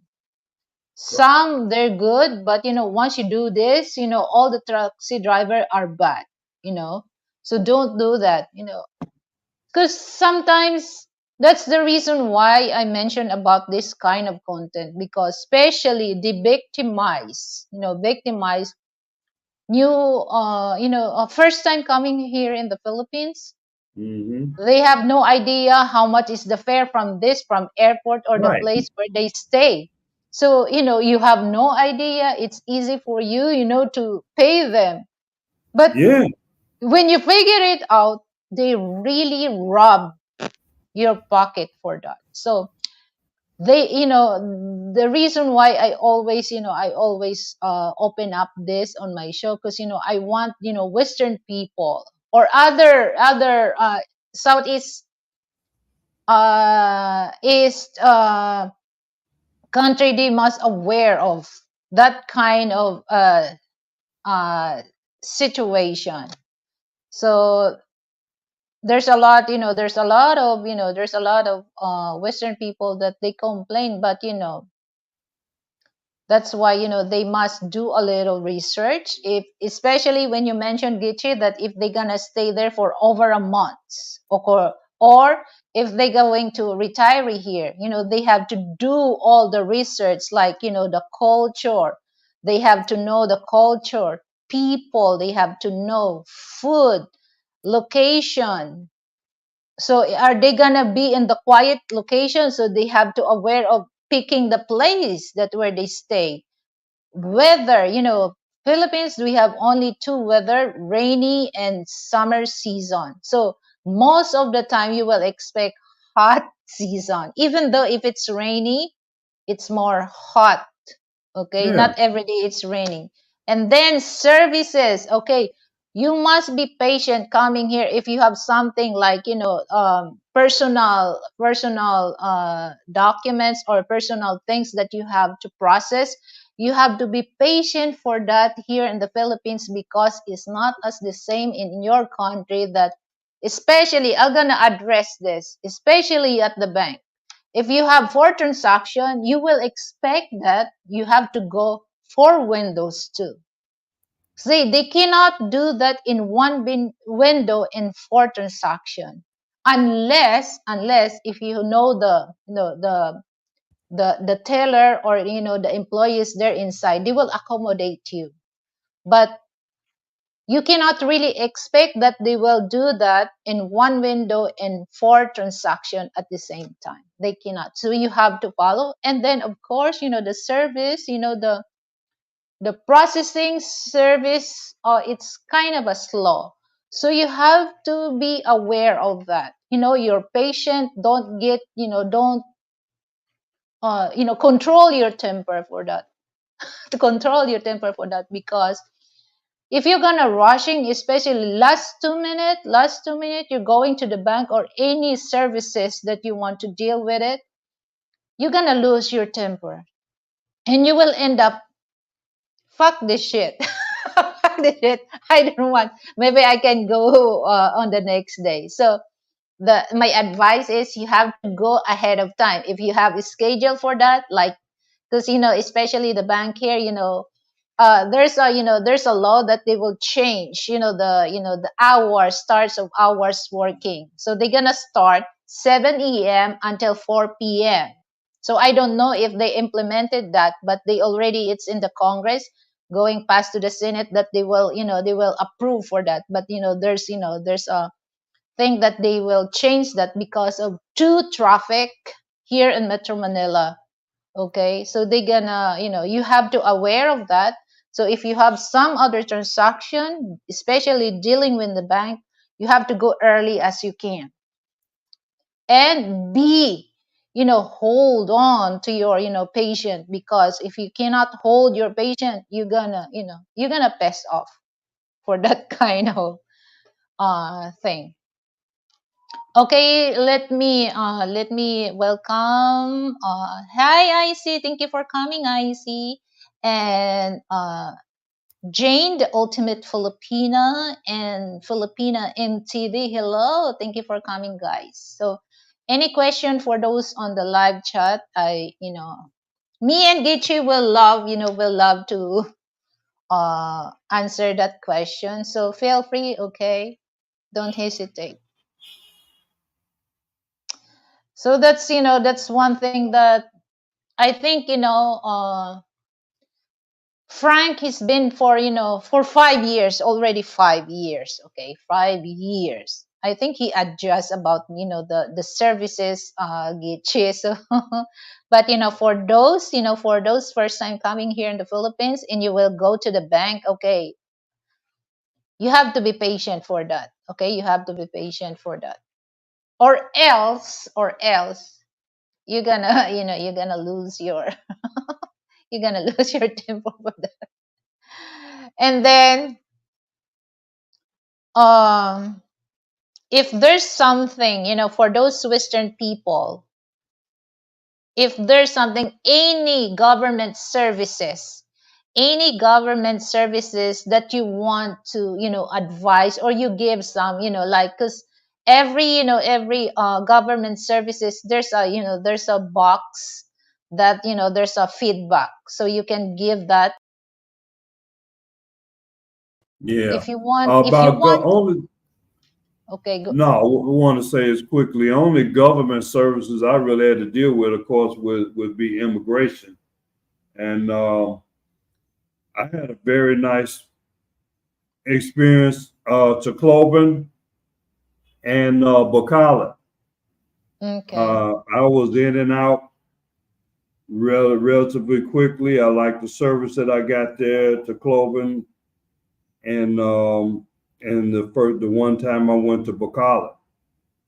So I don't know how it is in Cebu. I imagine it would be a lot more traffic there, and that is probably where you may have to deal with the big lines and everything. But it's like from where I'm standing, I think I'm probably gonna do what I need to do at Bacala. I don't know how the vow is.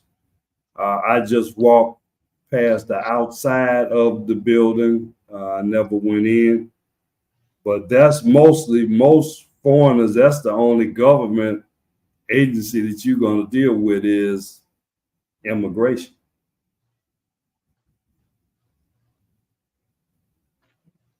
Okay, so let me read it from IZ. I always wonder that how we can be naive with so many cultures. It is like we can research the basics, but now you can have streams like this to ask specific question for place you want to. Yeah, that's that's a good thing. I say that there's now that there's YouTube. It's a kind of social media platform, and then for those for those people that really wants to know, just go to other channels, and they can learn. They can learn, but it's not you cannot really rely on what I'm saying. But one thing that you have to do is do it by yourself. This kind of uh, topics that I discuss, it helps you. But one thing that you can do is yourself. Do it yourself. So this kind of discussion, it helps you, to learn more, so that by the time that you go to that other countries, you're not ignorance when it comes to that. So that's the bottom line, that I really want to share this to all people. If ever accidentally that they click on my show, that they aware of that. Because it's not the mindset that now that I'm married to a Western man. Okay, I'm the representative of the whole Filipino people. Okay, and also my husband, he's a representative of all American people. So it's just like you have to give knowledge, opinion, information to your people, so that your people will not victim of that country. That's as simple as that. Oh my god. Okay. So for me to be stupid and not understand the cultures are different makes me want to. Okay, that's why I stopped watching 90 Days. Oh my God, I see. Once I watched that because uh the the first time I watched the 90 Days Fiance about Ed and the Filipina Rosemary. I don't know if you're familiar with that. And then there's a Ed think that he's the Captain America. He's good looking, but I was so pissed off when I watched it. So when I watched that about him, that he's so mean with the Filipina. I stopped watching that. And then I told, oh, look who's talking. He looked like he looked like a penguin when he walked. But I stopped that because I don't want.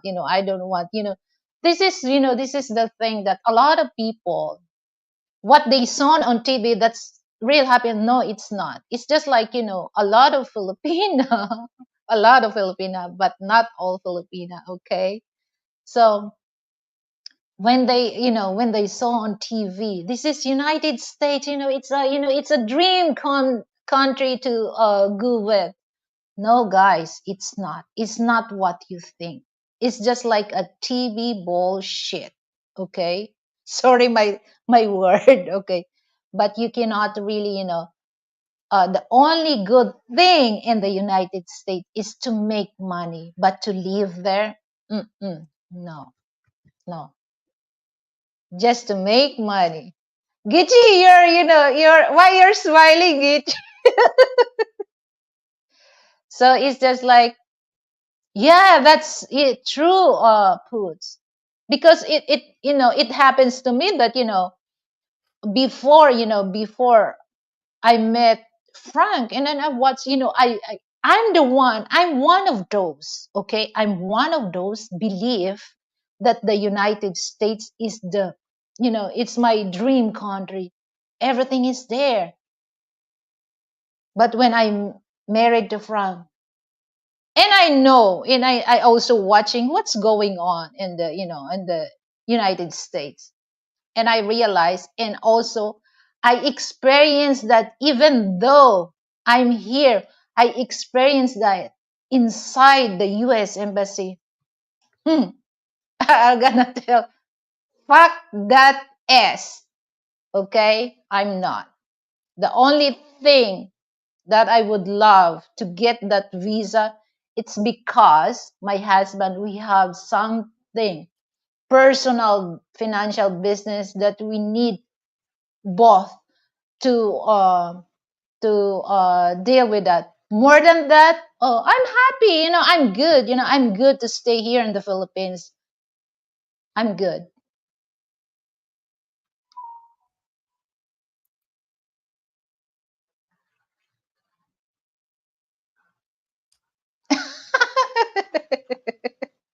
Oh, yeah. Yeah, as an outsider, once Trump was elected, sorry for the Trump supporters that says nothing personal. The outsiders think that Americans are stupid. Oh, okay. So, like you said, I see that you don't really want to talk about politics and religion. But I can, I understand what you meant about your comment. Yeah. Oh, Jesus Christ. And there's this. Okay, I'm gonna tell this because there's when we watch, because we're very aware of what's going on there. There's a politician that tells that people people think that Donald Trump is a god. He's a god. Just me, yo. But you know what, guys? For those my people, be aware of what's going on in our country. Okay, as simple as my advice: be aware, especially now that there's a tension in West Philippine Sea. We must be aware of that. We don't really want to go to that. Try to ruin our president, because I love. I'm not. I did not vote Bongbong Marcos for president, but I love the way he deal with other leaders in the country than the other president. So that's my opinion. So I don't want to really talk about that, but he has brain, not to tell the other country that we cannot do this, we cannot go for what. But he has a brain to go to other country, took the leaders to help us. So I really, I give credit that to President Bongbong Marcos.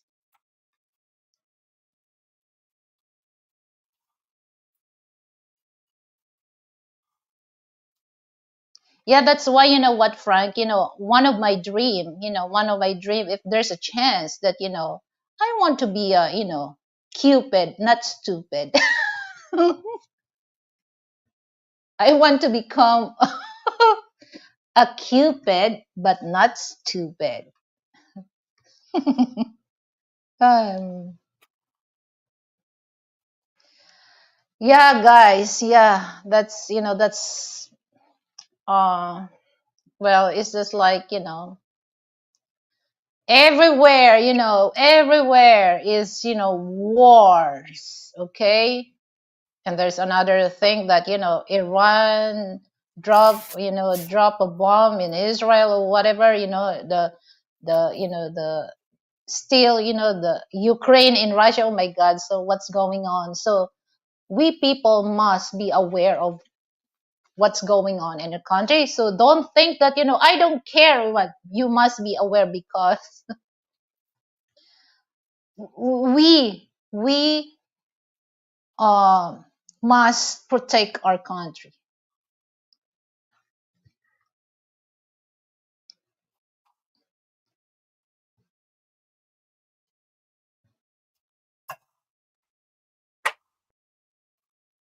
Okay,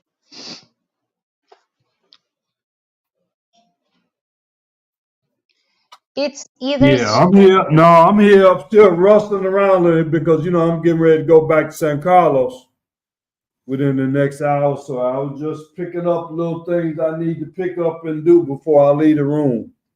okay. So let me read it from Izzy. It's either scripted or some of those people are just really dumb. So yeah, well, sorry for the language, just woke up. Yeah, don't worry about that, Izzy, because I understand. Okay, I understand. But you know what? For me, because I'm the type of person, that's that's the reality. Now people become dumb, dumb, because especially now that actually, there's nothing wrong. There's nothing wrong to deal with any type of social media platform. Actually, that's a good thing. It's really advanced, but you have to use that. You have to use that in a smart way. You have to use that to help people, to help our country. You just use that to aware of people. Okay, don't use that to scam people. Don't use that to hurt people. Okay, you have to use that kind of social media platform in on a smart way, and um uh that that you can really learn. That you can really learn and share your knowledge to others. As simple as that.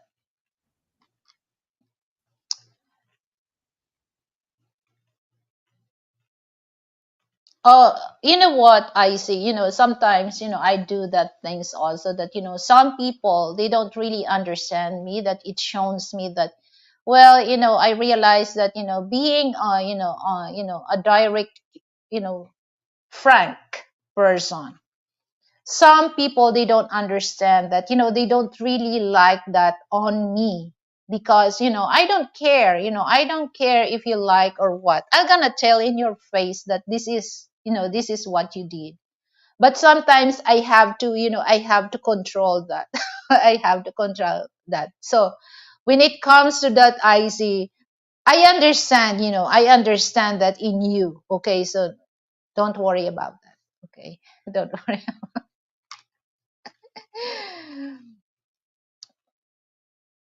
Yeah, that's one thing that because, well, I understand this is part of entertainment.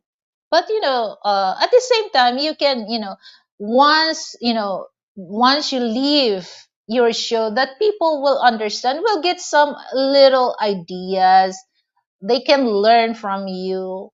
Okay, but not all the whole, the whole show that it shows that nonsense. Okay, okay, Getche, you don't want to watch other channels that has nonsense, right?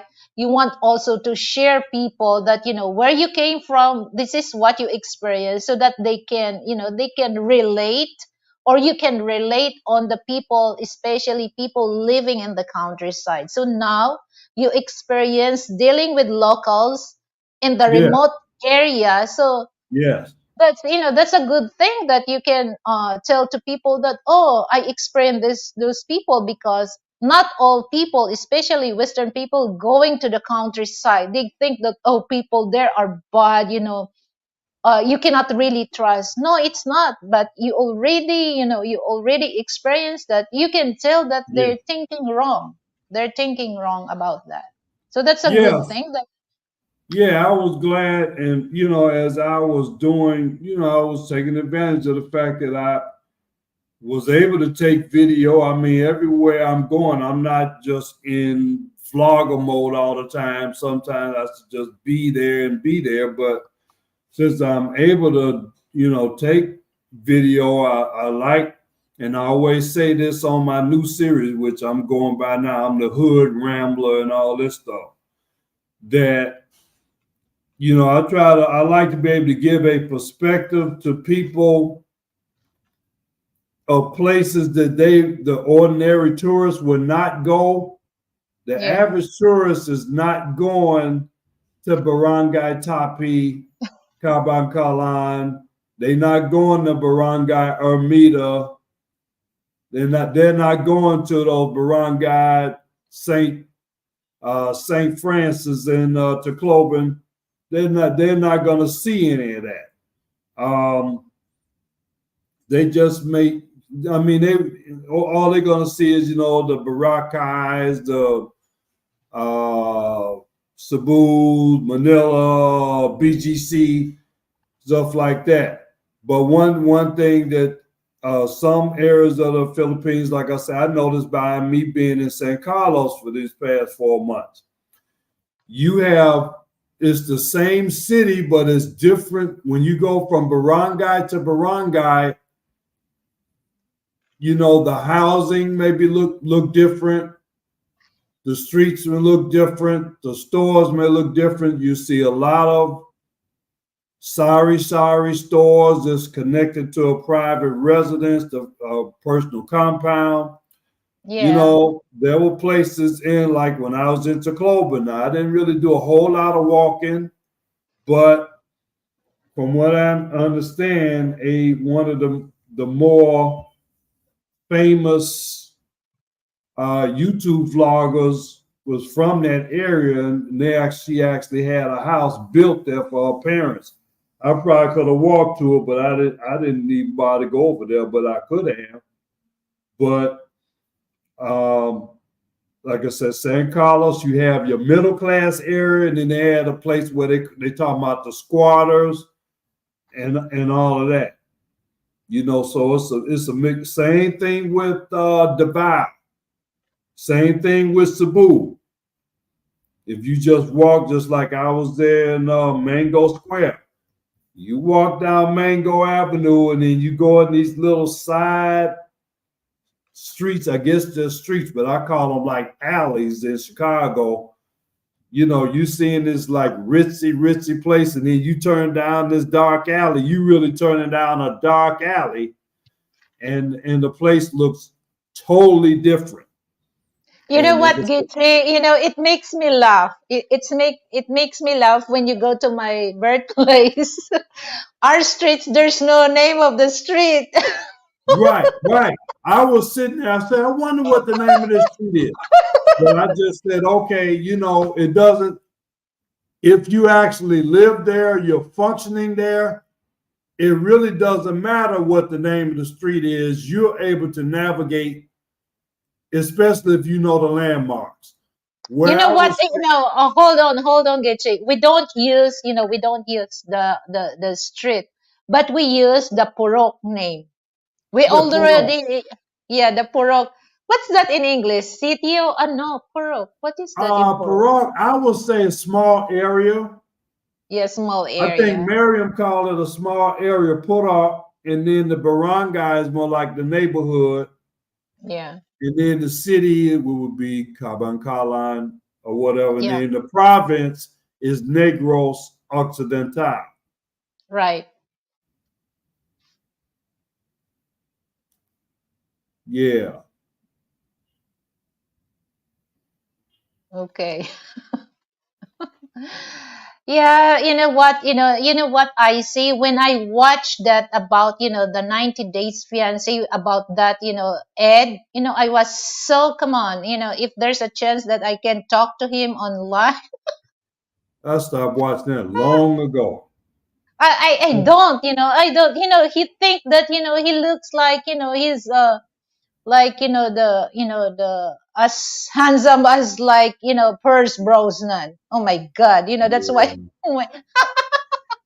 when I saw him, you have no neck, you walk like a penguin. So I just, I Yeah. when I watch that, I call him Ed Penguin.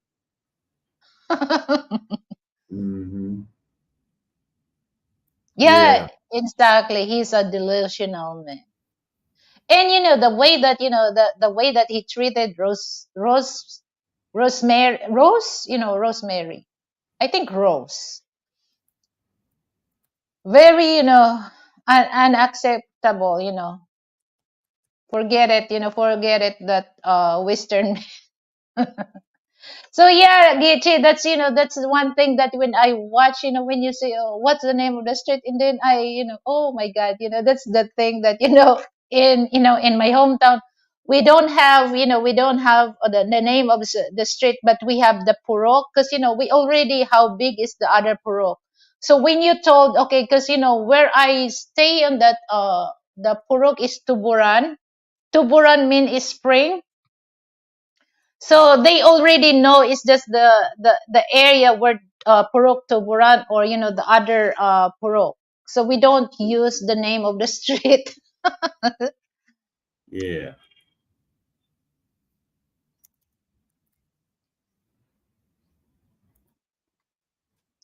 Yeah, so Hmm.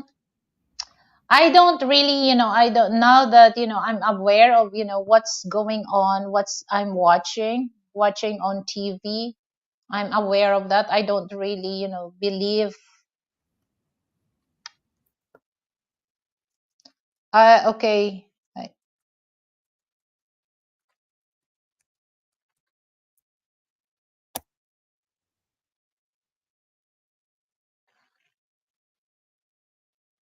Yeah, as far as TV, I'm more concerned about my reality, not no reality TV.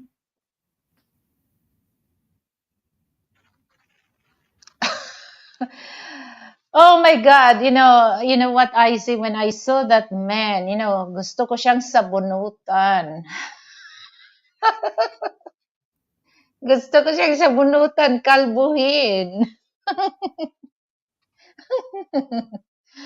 Okay. So, yeah, Gichi, yes, I just wanted to explore how does the person thinks the following roles in being a people pleaser on a business and employee factor.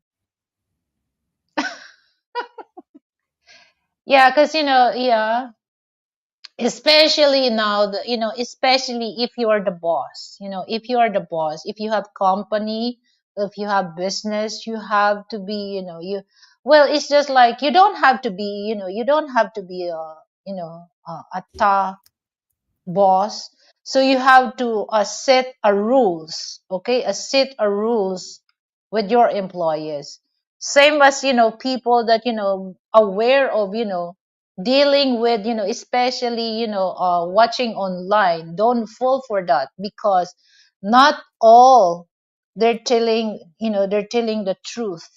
Okay, it's just like they manipulate people's mind, especially if they have personal intention. So they're very good manipulating people's mind. So you must be aware of that.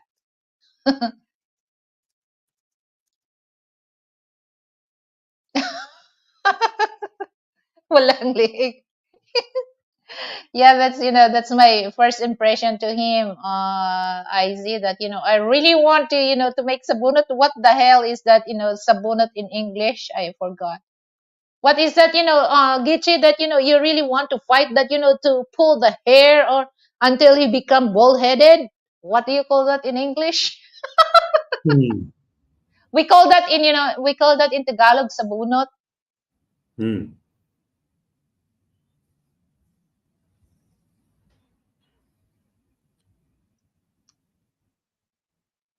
Yeah, it's just like, here's the thing that, of course, my husband is very curious about, if, you know, um, hiring a house help.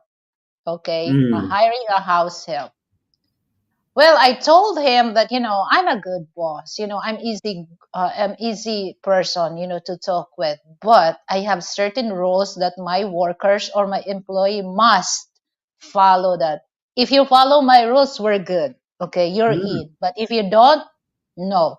Because, it's just like I give some example to Frank that, okay, I don't like, okay, if I hire a house help, I don't like my house help stay in my house. I'm gonna build their own house to stay, especially when it comes to their day off. Okay, it's up to them if they can go to their home or if they can stay the house that I built for them, because I allow them to bring especially their family just for their day off. That's why I built their house, but inside on my compound. But the only thing, I'm very strict. I'm very strict with my rules. I'm not allowed single men or women, if I hire, house help and then driver. If they're single, they cannot bring their girlfriend to the quarters that I built for them.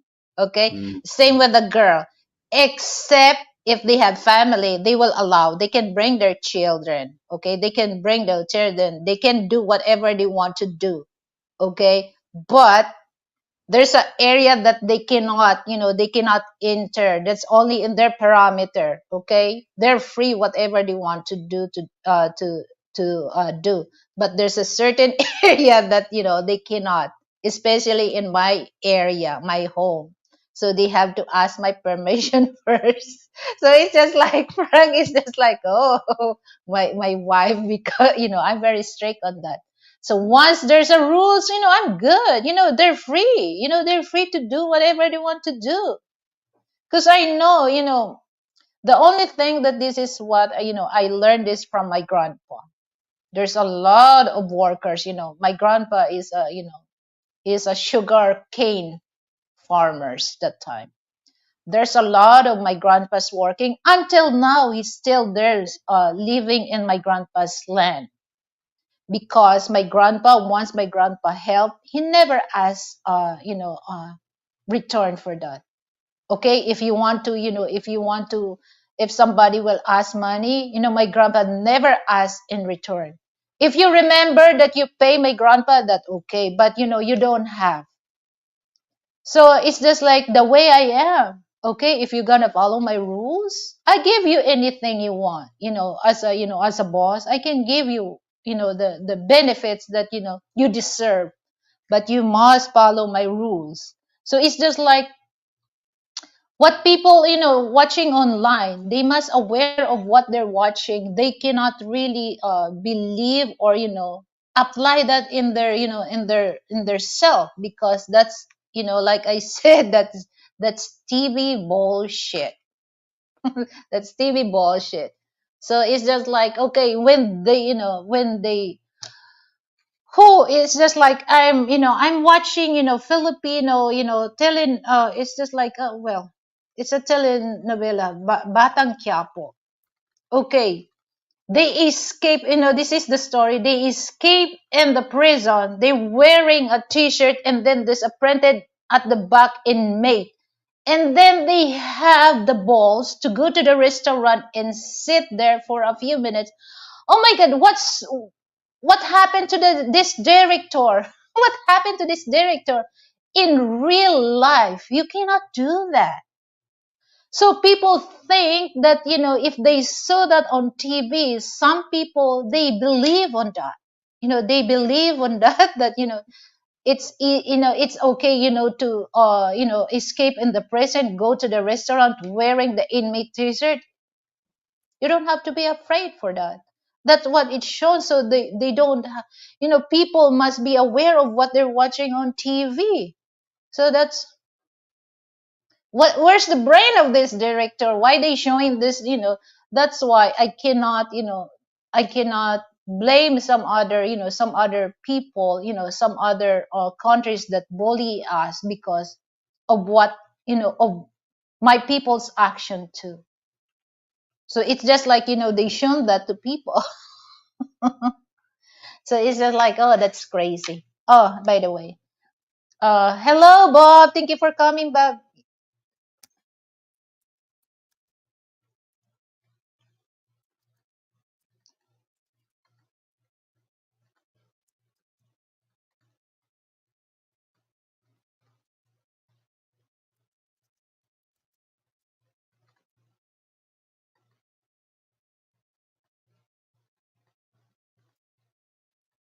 Okay.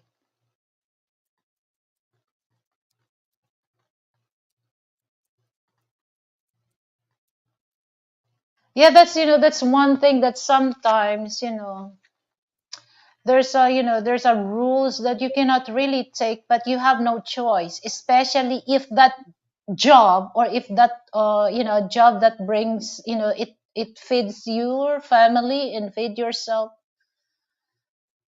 You cannot really, dishonor that rules. The only thing that you can do is just like save your money, okay? Once you save money, and then once you have enough money, to leave that job, leave. So once Mm. you're still working, all you have to do is just save money, because it's good to be boss. By it's good to be a boss in your own job. Company in your own Oh, company. Like yeah, I yeah. say, I just to dovetail on that. You know, it sound what you're saying sounds simple as far as yeah, you don't want to work, save your money. It's simple, but it sounds simple, but it's not easy. So But you most of have, yeah, yeah, yeah. I agree with that, Gichi. But you have enthusiasm, to save money. It's just like no matter what, there's so many temptation that you have mindset that I have to save, I have to save. You have to stand for that, to save that. But if not, if you're not strong enough to uh think that you can't do that, you can't save. yeah. But the biggest thing now with the saving, as far as I mean, if you in the quote unquote matrix and you got to work paycheck to paycheck, I mean that's just I mean that's just the situation you in, unless you get some kind of side hustle or can come up with some craft or something outside of that 9 to 5 where you can. We used to call it in the Nation of Islam. They would call it almost like stealing away, like to get away from Pharaoh. I guess little by little, as they say, uh, until you can build up something of your own where you don't have to work for anybody. You have to. That's what you have to do. Um, and then ultimately, one day you look up and you 50, 60 years old, and you got to look at maybe being out of a job or being in a dead end job or job where you really don't have any future as far as being on a job or something that you're not going to ever get rich from it. Um, and then you may be just barely, again, living paycheck to paycheck. Yeah. So then you got to think maybe those lucky few that are able to come up with some type of business or side hustle that they can develop into something that they can just get, not be dependent on anybody's job. I tell you, in today's world, I would not want to be dependent on a job really for everything. I say I've been lucky enough, to get through my career, or whatever you want to call it, and be able to be in a position now where I can quote unquote retire. But a whole lot of people, most people probably are not in that position. And It's not getting any better in the United States, especially in Chicago. I mean, I was talking to somebody at random. I was asking them, how is it in Chicago? Basically, how is it in America?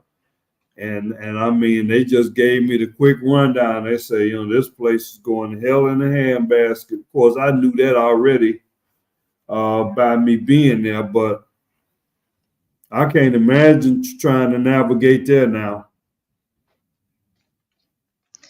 Yeah, it's just like, okay, let me read this from Bob. My wife is talking about a housekeeper for a day time only. Well, it's just like, I mentioned about that, Bob, when I get older. But so far, I don't want, I don't want to hire, because, I can still, even, I'm still strong. I'm still young, to do Yeah, things, why you would know. you? Yeah, Yeah. So yeah, in the future, we already talk about that. In the future, if ever that, how, what is my rules? I have rules that I already talked about that to Frank. Because if in case that, one day that we need, so I can, and I don't really like, especially here in the Philippines, Bob, that a lot of households stay in, they don't have a time to bonding with their kids and family. That's one of the reason all of a sudden the wife knows that the husband dealing with the neighbors. Okay, so that's one thing also that I don't want. If ever that I'm gonna hire house help, I don't want to get that from them. So if they're gonna work for me just 8 hours, so, and then I told them, I have things that they need, especially when it comes to cleaning. They're gonna follow. It doesn't matter for me if it's, they finish that in 2 hours or 3 hours. They can go home. Okay, they can go home. They don't need to wait for 8 hours, but I still paying their 8 hours. As simple as that, because family is important. Is important. So you have also time. You have also considerate with your workers. To bond with their own family. So you're very blessed that they spend time with you. So you also give that back to them. Okay. But here they don't, they just work, 24/7, Well, I'm not saying all. Some of the employer, they don't really want them, their house help, to have a, rest, as much as they can, they just work as we call that kayod kalabaw. I don't want that. I don't want that. Yeah, from Frank, that's good thing. People must learn to live below their means. Yeah, that's one thing, that's so that they can save money. Cause here, okay, I'm gonna example us. I'm gonna example us. So every week, okay, every week we have budget for, that's only for food, $100, but hmm. over, over 5,000. So for the whole month our budget is 400 USD. But just for a week, so because now I have freezer, so I do grocery for the whole month. That 400 USD that I we budget for the month, I'm not really consume, I'm not spend that all. So we still save that, because every month we got 1,700. So the only, the including the rent and bills in food, we just spend for 1,400. And then the wait, no, 900, we 900. So the 900, it's already that, including the budget for the food bills and the rent. So the 800, that's our savings. So every month we have 800 USD that we save. But sometimes, if there's, things that, okay, if I do some, if, well, I don't, and sometimes, Frank, it suddenly, he will tell me, oh, Lily, you want to go, you want to go shopping. But sometimes I'm refused to take that offer because, I'm not, you want to buy, your shoes or what? No, I don't. I'm not the type of person that, Frank told me, oh my God, if that a Western women, oh, they don't say no for that. Me, well, I just tell him, okay, I let you know if I need it. So that's the time that, the 800 that we save, I got that 200, for my shopping money. But most of that, we don't really overspend that. Excuse me. Like the weekly, the 5,000. So I just spend that, the 5,000 weekly. Before it's just like 3,500 or sometimes 4,000. I still have left over that, so we can save for that. So I'm not into that, I'm gonna spend that the whole amount of money. No, because like here's the thing that we're very serious about savings money because guys, for those Filipino and American, the issue in West Philippine Sea is now, well, the government don't really show that, but I can see there's a tension there because if you're gonna watch on the last speech of President Marcos, you know it's just like we're ready for for something that happen in West Philippine Sea. So that's one thing that we're really into the savings thing. If in case that if there's a chance that we can escape to save our lives, we need money to escape for that. But some people, they don't think about that. They don't think about that. It's just like I learned this, what happened to those, in Germany, those poor Jews people. They stayed there and they end up, in the gas chamber. But for those rich Jews people, when they know that, oh, this is not right, they start to move to the United States in other country that, they're welcome there. So that's what, it reminds me that. It reminds me that. So yeah, for those my people, I advise you guys that you must, like my husband mentioned, that uh, you must save money, and you must careful about about things when it comes to money, or you just uh, must spend below your means. Because when you ask Filipino about that, they have no ideas. Okay, so this is my advice, that for below average people, Filipino, the thing that now we experience, so you must save. It doesn't matter how much, as long as you have monthly income, and then you save money, because at the end of the day, the small bill will turn into a big bill. So that's important to save money, because like I said, that's what I always remember what happened to Jewish people in Germany, that once the Adolf Hitler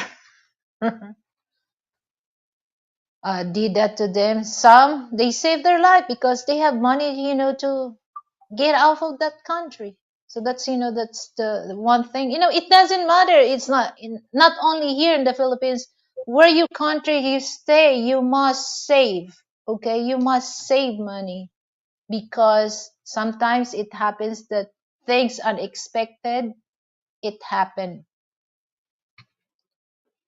So are you ready, to go back to San Carlos, Gitchy? Yeah, I mean, I'm pretty much packed and ready to go. Did my last little preliminaries, but I did, just for your all information, I did put out a new blog this morning.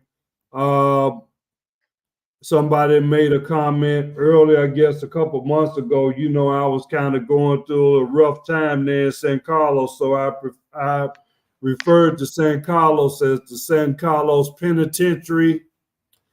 So what somebody, I guess, was, they knew I was in Bocala, so they said, "Ah, you ready to go back to the penitentiary?" Well, I said, you know what? The penitentiary has been transformed into a university now. Um, it's a place of learning. So I mean, if you look at and watch my vlog, I kind of give, the place where you are, look at where you are. It can be either a penitentiary or it can be a university. It can feel like a punishment, or it can be a place where you can learn something.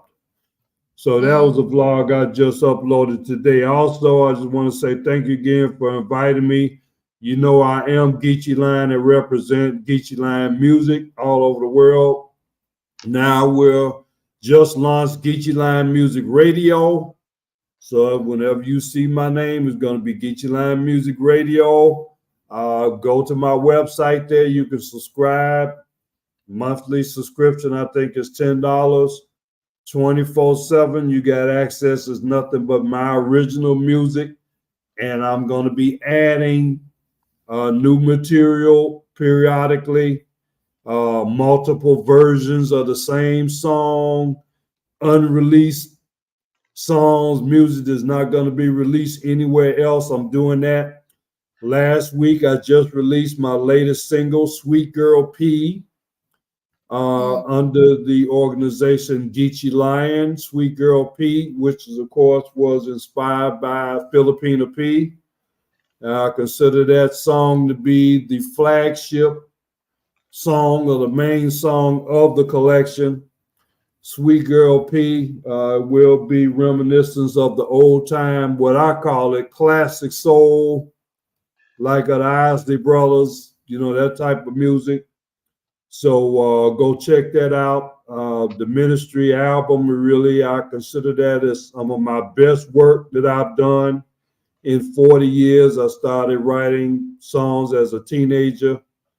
So, 40, almost 50 years later now, that some of my best music has come out uh, within the past 3 or 4 years, since Filipina Love brought me back. Okay, so check that out, Geechee Line Music Radio. I got the store there. I got the merchandise, which I need to spend some time on, getting some, doing something else with my merchandising. But I am quite active. Was fortunate again to be able to come to Bacalit, Negros, Occidental here to see the Panad Fest and see the Barangay Tapi and the Candoni, what you call this? What do you call this? Filipinos like to say that a lot. The resort. So wherever I am, I'm trying to share my experience, my journey with the people there. And I'm pretty sure that among the 300 or so videos and 50 plus songs I got out there, there's something in there for everybody. And one of my slogans is, the right people will like my stuff. Whether that be the music, whether that be what I share on the radio station or what I share on the channels. So this is what we're doing now. I'm in the fourth quarter, as they say, of my life. Retired, quote unquote, retired from a job working for someone else, but I'm 100% full time working as Geechee Lion, the supreme minister of Geechee Lion Music, which is now an international company. and we have associates in Asia, in Europe, in South America, as well as the United States. And I consider Lilibeth and Frank Tate to be part of the Geechee Lion family, Geechee Lion universe. As I've been on, this is about the fourth or about the fifth time I've been on your panel, I think, Yeah. right? Yep. And the first one, I think the first one was one of the best ones, but you accidentally deleted that. I wish Yeah. you had still had that because then you would have really seen the Well, contrast of the way I was, because I was kind of more fresh off the boat then well, versus I'm now. just, I didn't realize that, but it's just like, I regret also that I did that, but No, but this is what you do for that. Well, now you know. I've taken videos down. You don't have to delete them. You yeah, just right. privatize them. Mm-hmm. You just Right. privatize them, but they're still out there. So then you're able to download it back down, or you able to edit them or whatever. That's all you Mhm. do. I got videos that I took them down from the public, but they still out there. I just privatized them. Well, it's just like, once you delete it, that it will last for about a month, but it's all over a month, Gichi. It's already, No, but I'm saying you don't have to delete it, just privatize it. yeah. So I'm gonna get ready to leave out of here, and I'll be in contact with you once I'm back in the San Carlos University now, not penitentiary. But check out my channel, check out my radio, check out my channel. We got a lot of stuff out. I put about 12 videos out on the Panard. I have some more videos that I have from my trip to Bacalat that I didn't upload One yet. day, Gichi, come and visit, come and visit here in Metro Manila. I'm thinking about that. You got a place for me you got a couch I can sleep on or something there if I come to Manila where I ain't got to pay for no hotel or what? Couch? You just want couch? Yeah, we have couch here. You got a couch. Well, if you got a bed, that's even better. But like I say, I'm much more quickly to come to some place, just like here. It was wonderful to be able to come here and spend that nice 5 days with the family.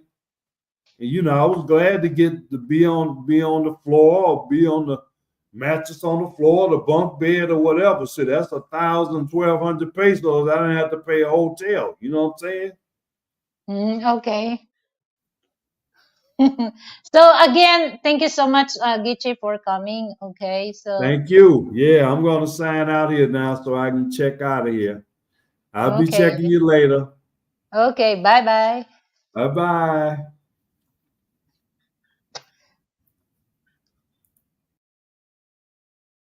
Okay, Gichi talaga.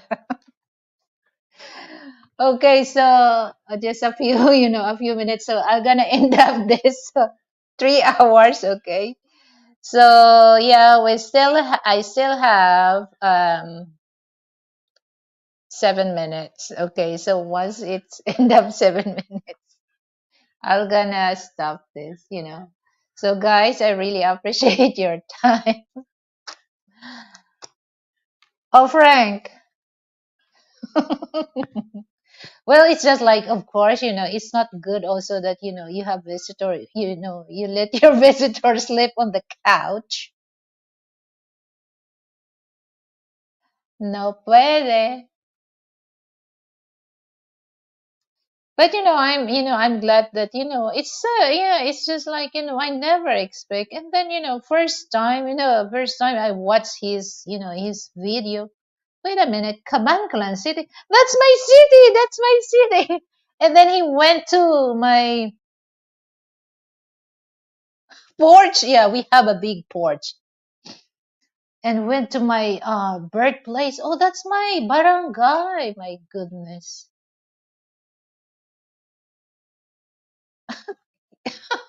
Frank. the two air condition is on, but our porch, there's no cover, it's open, open air. Well, maybe the porch, well, I consider the porch that's only good for doing barbecue or what, sanggupsal.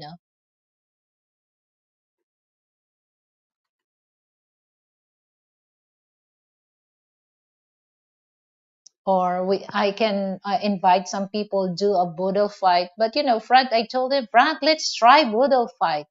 But he's not really into that. But we Filipino, we love boodle fights. My goodness, I love that. Eating with with ham. Okay, no cubiertos, no me not yet, still peeping coffee anyone. Well, you know what, guys? I just drink coffee. I bought a big, a big cappuccino. So it's just like for me, it's too strong that once I drink that in the whole night, even 7 o'clock in the morning, is just like, what is this? Is there's a drugs in this coffee? I can't sleep. I can't sleep. So what I did is, oh my God, when I check, sometimes I go outside and go to the store, I saw the guard, standing there in the lobby, standing there, and then, the ice is, the ice is closed. Okay. So I'm thinking, I just stop for a while and thinking, is he Muslim praying or what? But I stay there for, for like a minute. Oh, he's sleeping. So I'm planning, okay, wait a minute. I go back to, the house and give all this, the coffee that I bought. And then no, I changed my mind. So what I did is, I have to, cuz I bought, that in SNR, it's a big pack of coffee, the cappuccino. So I just pack that and I give it, when I go to the, when I walking, I give it, to the main gate. So I just give them, okay, so that you have, you're still alert during the nighttime. So I give them, and some of the workers here that, clean the hallway, clean the window. I just, if somebody, oh, there's a shadow, I give them, the coffee. But now I try to drink, I bought another coffee because I told Frank, what the heck is this? There's a drug in this. When I drink this, I'm just totally awake 24 hours. So I bought, Nescafe. That's my, my brand. Okay. So I bought, the decaf, and then I just bought, the coffee mate. So I'm the one who gonna control, the taste, because, maybe, the one that I bought, it's too strong. So I just bought separate coffee, and then the coffee mate. So I still have how many pack of coffee? 5. So I'm gonna give that, for those. Sometimes, they just pass here, the workers or the engineers. So I give that to them.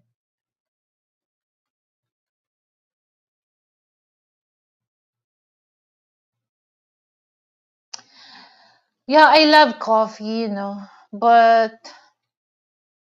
sometimes, if I, especially if I drink like, like around 2 p.m. Oh my God, it's just like, my God, my eyes is, in my brain, in my, my body, my body is okay, Lily, go to bed. This is, this morning I told to Frank, I can't sleep. Frank, I already watched a lot of movies on TV. And then Frank get up about 3 o'clock.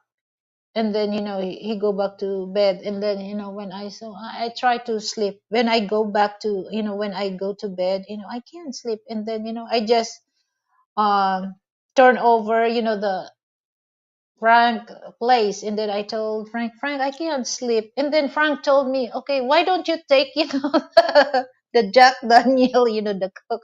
And then I told, I don't want to drink early in the morning. And then he said, you have show.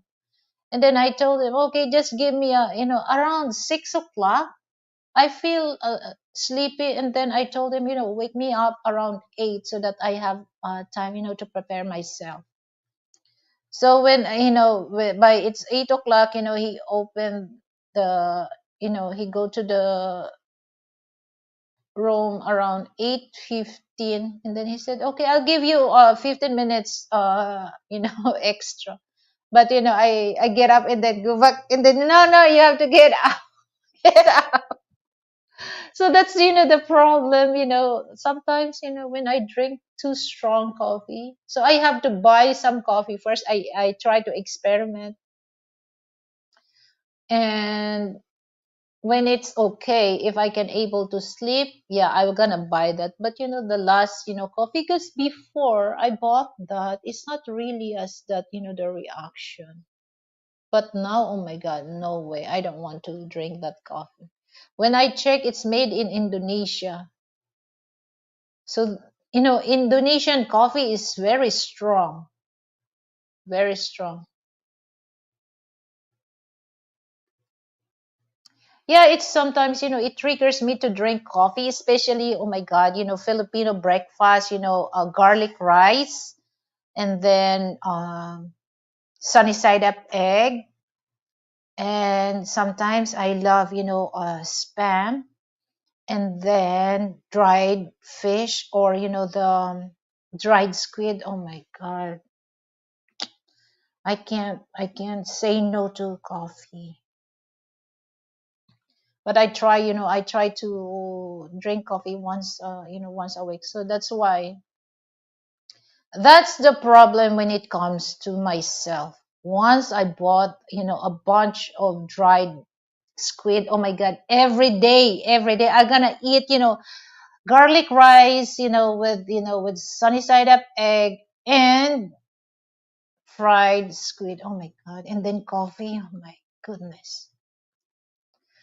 Oh, that's my weakness when it comes. So I don't really mind, I just, I make a French toast to Frank. I don't care if you eat French toast, bacon or omelette, cheese omelette. I'll go for Filipino breakfast. That's why, that's, the thing that it's hard for me to say no. So now I don't have a dried squid on my, on my pantry, because I try not to buy, because that's one thing that, once I have dried squid, or, ready to eat dried fish or tuyo, every day I'm gonna eat rice. And then Frank told me, you never get tired of eating rice? No. Oh no. You guys are in Manila, right? Maybe we can have lunch or dinner when I get back this December. Yeah. Sure, I see. It's just like, that's thing that, I was turned down in the US embassy. So it's no longer that I can have, but unless that we're gonna do again and again. Oh my God. Again and again. Try and try until you succeed. Jesus Christ.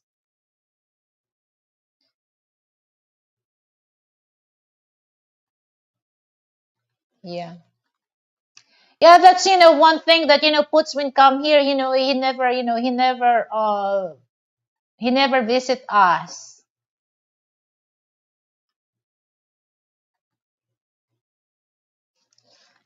Excuse me. So next time, Putsa, when you come here in the Philippines, visit us. And you can see the airport is near, when I go to the eighth floor, you can see you know, the airport. At the back of the airport, will will the will the where when the plane take off and landing.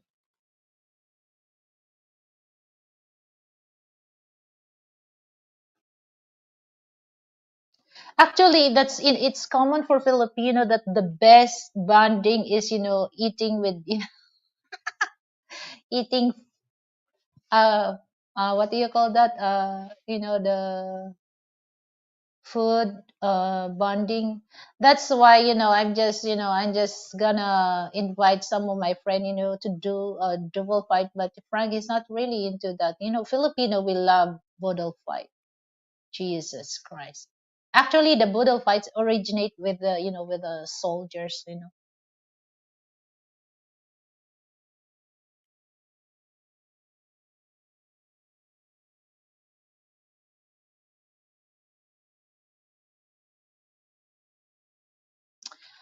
Yeah, maybe next destination that, because this is so funny. This is so funny. We're boyfriend and girlfriend, I see. Okay, Frank asked me if there's a chance that you can travel in other country. What was that? This is, and I told him, I never think about, going to Europe or United States. I told him I want to go to Japan. I want to enjoy the Mount Fuji. I want to,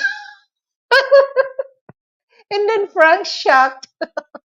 He's waiting me to tell him that, I want to go to Paris. I want to go to, like other countries. I told him I want to go to Japan and I want to witness, the Mount Fuji. Oh my God, you want me to climb on the Mount Fuji? Why not? That's sweet. That's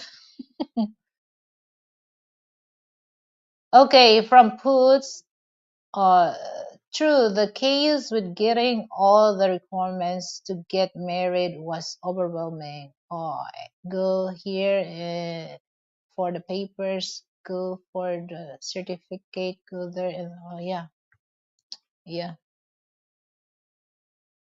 So yeah, it's just like, now that, I can see that Canada is not really, they allow Filipino to can visit Canada for passport only because it's the Philippines is the 13th country that they allow just go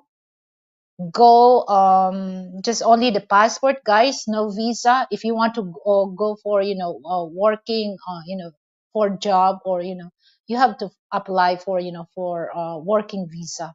But if you just want to visit, you can just only your passport. Okay, but I can say that if this the US government's so strict for Filipino, at the end of the day, all Filipino migrants will go to Canada. 10 years from now, might the population of Filipino in Canada much bigger than the United States. Because of that, they allow us, to go to Canada without, for tourists, without visa, just only our passport. So I'm happy for that. So I told Frank, oh, why don't we go to Canada? So maybe I can go to Canada. But the only thing, when I check, the countries that, Philippines is good of, well, majority of the country that, there's no visa thing is more on the dark country, dark country, not, not white country.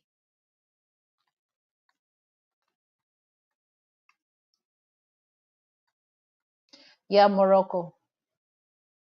Brunei, yeah, Brunei.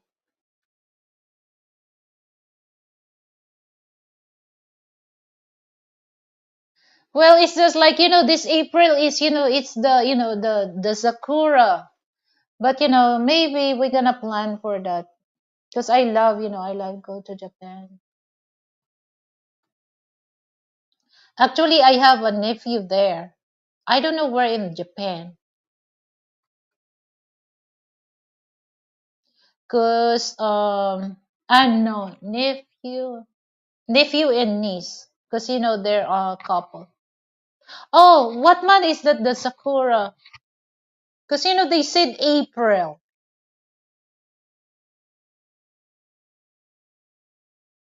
Okay.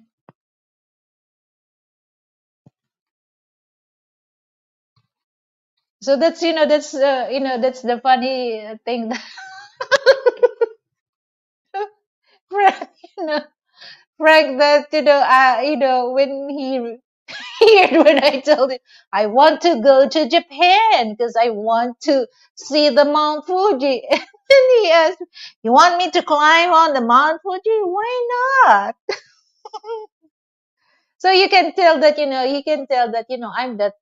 not the thing goes on the trunk. But I really want to explore my country first, before I go to other country. Okay. So I can imagine my husband climbing on Mount Fuji. My goodness. So that's so funny. But you know what? I see. I love because we have friend Mr. Uchida. And one thing that I love going to Japan because Japanese people there they still preserve the natural beauty of nature, especially in Osaka. So Japanese people, they're very into they into preserve their nat the natural nature. And I can see, even though in the on the creek, you can use the water in the creek to wash the dishes, or to wash the clothes. So that's how Japanese people are very disciplined when it comes to nature. Because I understand that most of locals, they more onto the it's just like the nature is their medicine.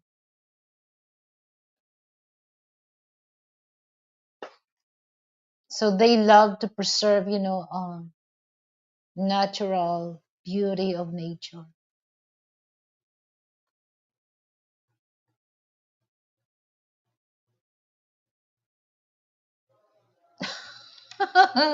Yeah, it reminds me, Pots, you went to Baguio City, Baguio City Cathedral.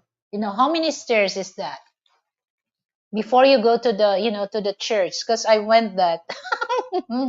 So I don't know if I can, because, well, I was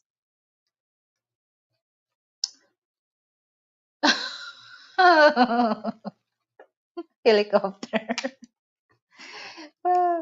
It's just like you're not here's guys, when it comes to traveling, I never been travel outside Philippines. Okay, so it's just like I'm not really into the doing things that you know you can tell that the way that I talk, the way that I imagine my travel outside, it's very what do you call that, very ignorant.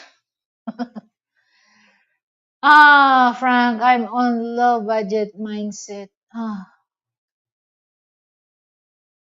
Donkey. That's good. That's good. Puts. Because if you have that, the low budget mindset, so there's nothing, 'cause especially if you're gonna stay on the province. I can tell that you save a lot of money. Okay, guys, so I already reached the 3 hours, so I really appreciate those people coming on the live chat. I really appreciate. Okay, so by the way, guys, I would like to invite everyone this coming April 21st, 9. Wait, what time is it? Wait, hold on. Let me check on my schedule because I have interview with Tipid. Hold on, hold on. Let me check my schedule. Ta-da-da-da-da. It reminds me of Bob that, the last live streaming that, he said, the song, American Woman, Stay Away from Me.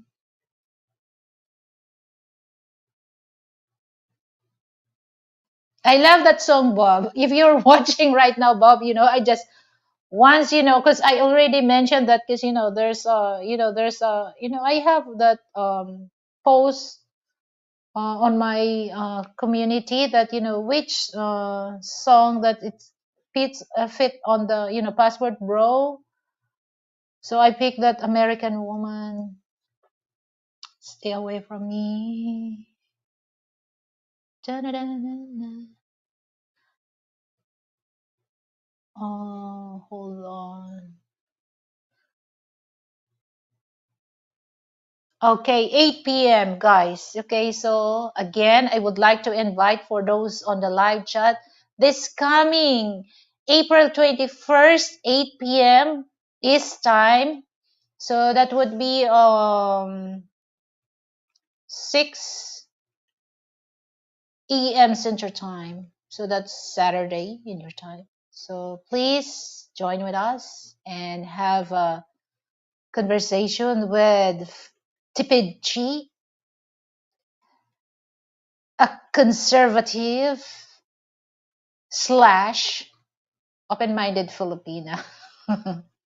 So thank you so much, guys. Okay, so here's I have I'm going to leave leave a message to everyone that no matter what, no matter what, you always be you always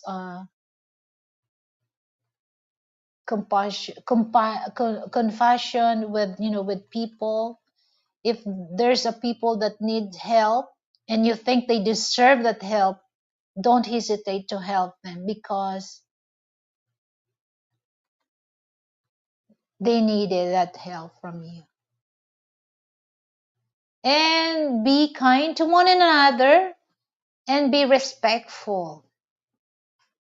So thank you so much, guys, and have a good week. I no, it's not weekend yet. And have a good night, and have a good afternoon, and have a good day to everyone. Bye.